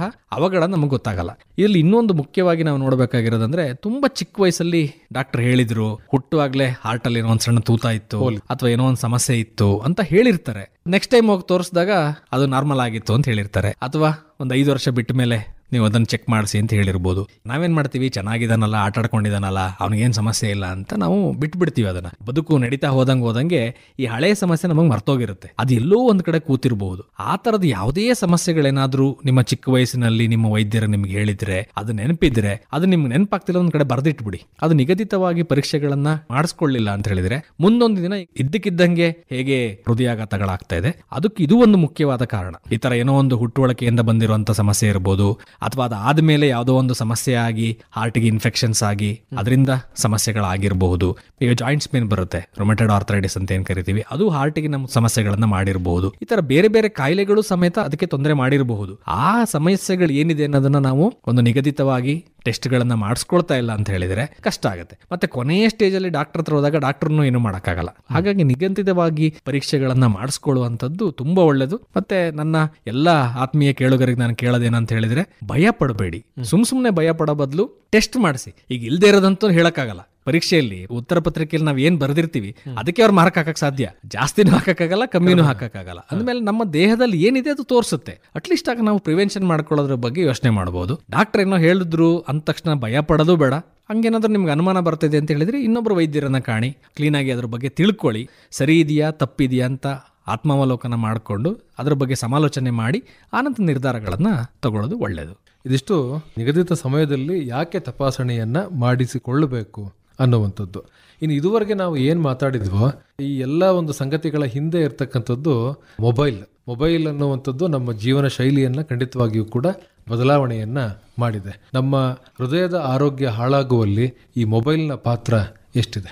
ಮೊಬೈಲ್ ಬಿಟ್ಟು ಜೀವನ ಇಲ್ಲ ಅನ್ನುವಂತಹ ದಿನಗಳಲ್ಲಿ ನಾವಿದ್ದೇವೆ. ಸೊ ಹಾಗಾಗಿ ಮೊಬೈಲ್ನ ಬಿಟ್ಬಿಟ್ಟು ಜೀವನ ಮಾಡ್ತೀವೋ ಇಲ್ವೋ ಅನ್ನೋದು ಗೊತ್ತಿಲ್ಲ. ಆದರೆ ಮೊಬೈಲಿಂದ ದೇಹದ ಮೇಲೆ ಖಂಡಿತವಾಗಿ ಸಮಸ್ಯೆ ಆಗ್ತಾ ಇದೆ ಅಂತ ಅನ್ಸುತ್ತೆ. ಯಾಕೆಂತ ಹೇಳಿದ್ರೆ ಮೊಬೈಲ್ ಟವರ್ಗಳಿಂದ ಇರ್ಬೋದು, ಅಥವಾ ನಾವು ಯೂಸ್ ಮಾಡ್ತಿರುವಂತಹ ರೇಡಿಯೇಷನ್ಸ್ ಇಂದ ಪಕ್ಷಿಗಳೇ ಅದ್ರ ಹತ್ರ ಬರ್ತಾ ಇಲ್ಲ, ಅದರಿಂದ ದೂರ ಆಗ್ತಾ ಇದ್ದೇವೆ ಅಂತ ಹೇಳಿದ್ರೆ ಖಂಡಿತವಾಗಿ ನಮ್ಮ ಮೇಲೂ ಎಲ್ಲೋ ಒಂದು ಕಡೆ ಅದು ಪರಿಣಾಮವನ್ನ ಇರೋದಂತೂ ಸತ್ಯ. ನಮ್ಮ ಜೊತೆಗೆ ನಾವು ಆ ಮೊಬೈಲ್ ಅನ್ನ ಮೇಲ್ ಜಾಬಲ್ಲಾಗಲಿ ಅಥವಾ ಪ್ಯಾಂಟ್ ಜಾಬಲ್ಲಾಗಲಿ ನಾವು ಇಟ್ಕೊಳ್ತೀವಿ. ಈಗ ಏನಾಗುತ್ತೆ, ಅದ್ರ ರೇಡಿಯೇಷನ್ಸ್ ಬಂದಾಗ ಅಥವಾ ಕಾಲ್ಸ್ ಬಂದಾಗ ಅದು ರಿಸೀವ್ ಮಾಡಲೇಬೇಕು. ಆ ತರಂಗಾಂತರಗಳನ್ನ ಅದು ರಿಸೀವ್ ಮಾಡಲಿಲ್ಲ ಅಂತ ಹೇಳಿದ್ರೆ ಖಂಡಿತವಾಗಿ ಅದು ವರ್ಕ್ ಆಗ್ಲಿಕ್ಕೆ ಸಾಧ್ಯ ಇಲ್ಲ. ಅವಾಗ ನಮ್ಗೆ ಅದು ಇಂಡೈರೆಕ್ಟ್ ಆಗಿ ನಮ್ಮ ದೇಹದ ಮೇಲೆ ಅದು ಖಂಡಿತವಾಗಿ ಎಫೆಕ್ಟ್ ಅನ್ನ ಮಾಡ್ತಾ ಇರುತ್ತೆ. ನೀವು ಟಿವಿ ಇಟ್ಟಿರುವ ಜಾಗದಲ್ಲಿ ನೀವು ಮೊಬೈಲ್ ಇಟ್ಟು ನೋಡಿ, ಮೊಬೈಲ್ ರಿಂಗ್ ಆಗಕ್ಕೆ ಬರ್ತಿದೆ ಅಂತ ಹೇಳುವಾಗ ಟಿವಿ ಎಲ್ಲ ಬ್ಲಿಂಕ್ ಆಗಕ್ಕೆ ಶುರುವಾಗುತ್ತೆ, ಅಥವಾ ಸೌಂಡ್ ಏನೋ ವೇರಿಯೇಷನ್ ಶುರುವಾಗುತ್ತೆ. ಅಂದ್ರೆ ಅದ್ರದ್ದು ಎಫೆಕ್ಟ್ ಅಂತೂ ಖಂಡಿತವಾಗಿ ನಮ್ಮ ದೇಹದ ಮೇಲೆ ಇದೆ. ಆದ್ರೆ ಎಷ್ಟರ ಮಟ್ಟಿಗೆ ಇದೆ, ಇದರಿಂದನೇ ಏನಾದ್ರು ಸಮಸ್ಯೆ ಆಗ್ತಾ ಇದೆಯಾ ಅಂತ ಇನ್ನೂ ಸಂಶೋಧನೆಗಳು ನಡೆದು ಅದ್ರ ಮೂಲಕ ಪ್ರೂವ್ ಆಗುವಂತಹ ಅವಶ್ಯಕತೆ ಇದೆ. ಬಟ್ ಇನ್ನೊಂದು ಸಮಸ್ಯೆ ನಾವು ನೋಡ್ತಿರೋದು ಅಂದ್ರೆ, ನಾವು ಮಲಗುವಾಗ್ಲೂ ನಮ್ಮ ಹತ್ರ ಇಟ್ಕೊಂಡು ಮಲ್ಕೊಳ್ಳೋದು. ಅಟ್ಲೀಸ್ಟ್ ಮಲಗುವಾಗ್ಲೂ ನಮ್ಮ ಸೇಫೆಸ್ಟ್ ಡಿಸ್ಟೆನ್ಸ್ ಒಂದು 10 ಅಡಿ ದೂರದಲ್ಲಾದ್ರೂ ನಾವು ಮೊಬೈಲ್ ಅನ್ನ ಇಡಬಹುದು, ಸ್ವಿಚ್ ಆಫ್ ಮಾಡಿ ಇಡಬಹುದು, ಅಥವಾ ಸೈಲೆಂಟ್ ಮೋಡ್ ಅಲ್ಲಿ ಮಾಡಿ ಇಡಬಹುದು. ಅದನ್ನಾದ್ರೂ ಮಾಡಿದ್ರು ಸಹ ನಾವು ಅಟ್ಲೀಸ್ಟ್ ಮಲಗಿರುವ ಟೈಮಲ್ಲಾದ್ರೂ ನಾವು ಮೊಬೈಲ್ಗಳ ತರಂಗಾಂತರಗಳಿಂದ ದೂರ ಇರಬಹುದು. ಮತ್ತೆ ಈಗ ಇನ್ನೊಂದು ಏನಾಗ್ತಿದೆ ಅಂತ ಹೇಳಿದ್ರೆ, ಮಲಗಕ್ಕಿಂತ ಮುಂಚೆ ಬೆಳಗ್ಗೆ ಎದ್ದೇಳೋದು ಎರಡೂ ಮೊಬೈಲಿಂದ ನಡೀತಾ ಇದೆ.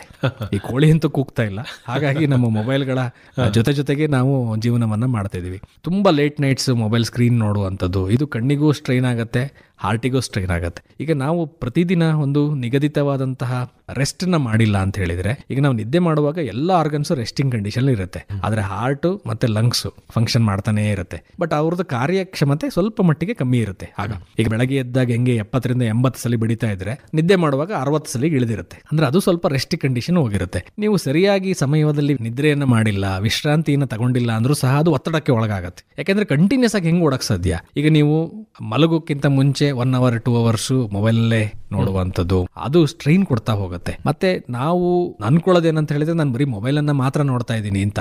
ಆದ್ರೆ ಮೊಬೈಲ್ ಒಳಗಡೆ ಬರ್ತಿರುವಂತ ವಿಚಾರಗಳಿದೆಯಲ್ಲ, ಅದು ನಮ್ಮ ಮಾನಸಿಕವಾಗಿ ನಮ್ಮನ್ನ ಏರುಪೇರುಗಳನ್ನ ಮಾಡುತ್ತೆ. ಈಗ ನಮ್ಮಲ್ಲಿ ಎಷ್ಟೊಂದು ಜನ ಇವಾಗ ಪೇಷಂಟ್ಸ್ ಬರ್ತಾ ಇದಾರೆ, ಹೆಂಗೆ ಅಂದ್ರೆ ಸರ್ ಚೆಸ್ಟ್ ಪೇನ್ ಬರ್ತಾ ಇದೆ ಅಂದ್ರೆ, ಯಾವುದೋ ಒಂದು ವಿಚಾರ ಕೇಳುವಾಗ್ಲೇ ನಮಗ್ ಬರ್ತಾ ಇದೆ ಅಂತ ಹೇಳಿದ್ರೆ ನಾವು ಅದನ್ನ ನೋಡ್ತಾ ಇರ್ತೀವಿ. ಅಷ್ಟೊಂದು ಆಸ್ವಾದಿಸ್ತಾ ಇರ್ಬೇಕಾದ್ರೆ ಅದು ನಮಗೆ ತೊಂದರೆಗಳನ್ನ ಕೊಡ್ತಾ ಹೋಗುತ್ತೆ. ಈಗ ಬೆಳಗ್ಗೆ ಎದ್ದ ತಕ್ಷಣ ಅಷ್ಟೇನೆ ಮತ್ತೆ 1 ಗಂಟೆ 2 ಗಂಟೆ ಟೈಮ್ ಸ್ಪೆಂಡ್ ಮಾಡುವಂಥದ್ದು ಮೊಬೈಲ್ ಜೊತೆ, ಇದು ಖಂಡಿತವಾಗಿ ತೊಂದರೆಯನ್ನ ಕೊಡುವಂಥದ್ದೇ. ಇದು ಹೆಚ್ಚಾಗಿ ನಾವು ಈಗ ಮಕ್ಕಳಲ್ಲಿ ಇದನ್ನ ನೋಡ್ತಾ ಇದೀವಿ. ಏಕೆಂದ್ರೆ ಮಕ್ಕಳುಗಳು ಮೊಬೈಲ್ಗಳ ದಾಸರಾಗ್ಬಿಟ್ಟಿದ್ದಾರೆ. ಹಂಗಾಗಿ ಅವರು ಊಟ ಮಾಡಬೇಕಾದ್ರೂ ಬೇಕು, ತಿಂಡಿ ಮಾಡಬೇಕಾದ್ರೂ ಬೇಕು, ಅವರು ಆಟ ಪಾಠಗಳನ್ನ ಬಿಟ್ಟು ಮೊಬೈಲ್ಗಳಿಗೆ ಅಡಿಕ್ಟ್ ಆಗ್ತಾ ಇದ್ದಾರೆ. ಇದು ಒಂದು ಮಕ್ಕಳಲ್ಲೂ ಸಹ ಹೃದಯಾಘಾತಗಳು ಹೆಚ್ಚಾಗ್ಲಿಕ್ಕೆ ಒಂದು ಕಾರಣ ಆಗ್ತಾ ಇದೆ. ಯಾಕೆಂದ್ರೆ ಇವತ್ತಿನ ಮಕ್ಕಳುಗಳನ್ನ ನೋಡಿದ್ರೆ ಎಲ್ಲರೂ ಸ್ಥೂಲಕಾಯ, ಅಂದ್ರೆ ಒಬೆಸಿಟಿ, ಚಿಕ್ಕ ವಯಸ್ಸಿನಲ್ಲೇ ಒಬೆಸಿಟಿ ತುಂಬಾ ಕಾಮನ್ ಆಗಿ ಬರ್ತಾ ಇರುವಂತದ್ದು. ಈ ಸ್ಥೂಲಕಾಯವೂ ಸಹ ಒಂದು ಹೃದಯಾಘಾತಕ್ಕೆ ಮುಖ್ಯವಾದಂತಹ ಕಾರಣವಾಗಿ ಪರಿಣಮಿಸ್ತಾ ಇದೆ. ಶಾರೀರಿಕ ಚಟುವಟಿಕೆಗಳೇ ಇಲ್ದಂಗೆ ಮಾಡ್ತಾ ಇದೆ ನಮ್ಮ ಮೊಬೈಲ್. ಇದು ಒಂದ್ ಕಡೆ ಆದ್ರೆ ಇನ್ನೊಂದು ಕಡೆ ಬೇಡದ ವಿಚಾರಗಳನ್ನು ಸಹ ಕೊಡುತ್ತೆ. ಈ ಸಾಮಾಜಿಕ ಜಾಲತಾಣಗಳ ಮುಖೇನ ನಮಗೆ ಈ ಸ್ವಯಂ ವೈದ್ಯಕೀಯ ಮಾಡ್ಕೊಳ್ಳೋದಕ್ಕಾಗ್ಲಿ ಅಥವಾ ಅನ್ವಾಂಟೆಡ್ ಮತ್ತೆ ಸುಳ್ಳು ಸುದ್ದಿಗಳನ್ನು ಹೆಚ್ಚಾಗಿ ನಾವು ನೋಡಬಹುದು. ಅದು ನಮಗೆ ಮಾನಸಿಕವಾಗಿ ಒತ್ತಡವನ್ನು ಕೊಡುತ್ತೆ, ಜೊತೆಗೆ ಶಾರೀರಿಕವಾಗಿನೂ ತೊಂದರೆಯನ್ನು ಕೊಡಬಹುದು.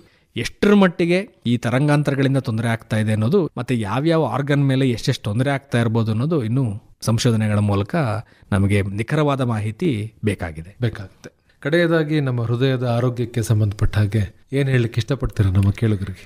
ನಾವೀಗಾಗಲೇ ಹೇಳ್ದಂಗೆ ಒಂದು ಟೈಮ್ ಅಂತ ಫಾಲೋ ಮಾಡಿ. ಇದು ಮೊದಲನೇದಾಗಿ ನಮ್ಮ ಕೇಳುಗರು ನಾವೆಲ್ಲರೂ ಮಾಡಬೇಕಾಗಿರುವಂತದ್ದು. ಒಂದು ನಿಗದಿತವಾದ ಸಮಯದಲ್ಲಿ ನಿಗದಿತವಾದ ಕೆಲಸಗಳನ್ನ ಪ್ರತಿನಿತ್ಯ ಮಾಡ್ತಾ ಬನ್ನಿ.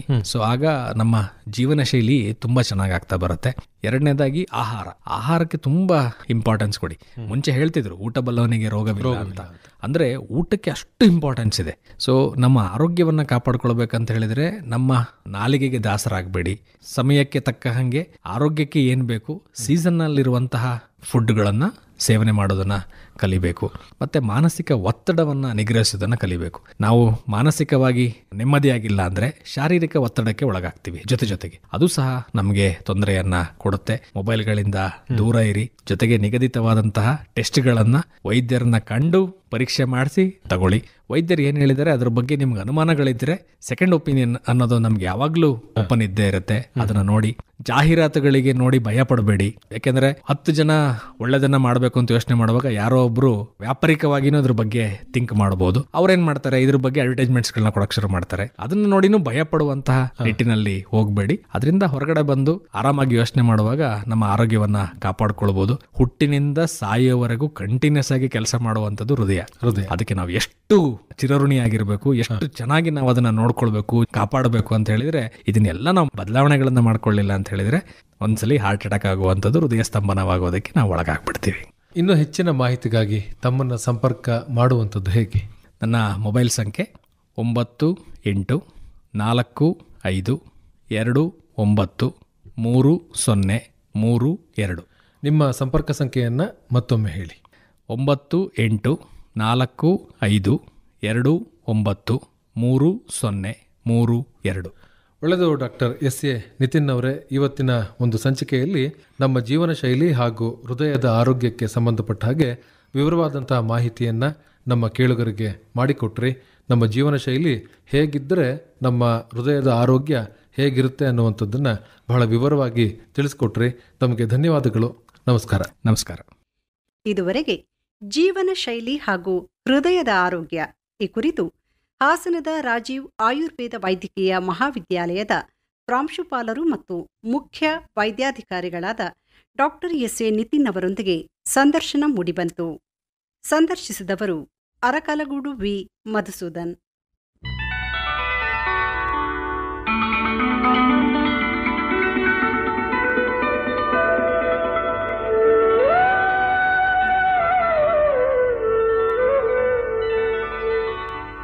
ಜನತರಂಗ ಜನತರಂಗ ಜನತರಂಗ ಜನತರಂಗ ಇದುವರೆಗೆ ಪ್ರಸಾರವಾಯಿತು.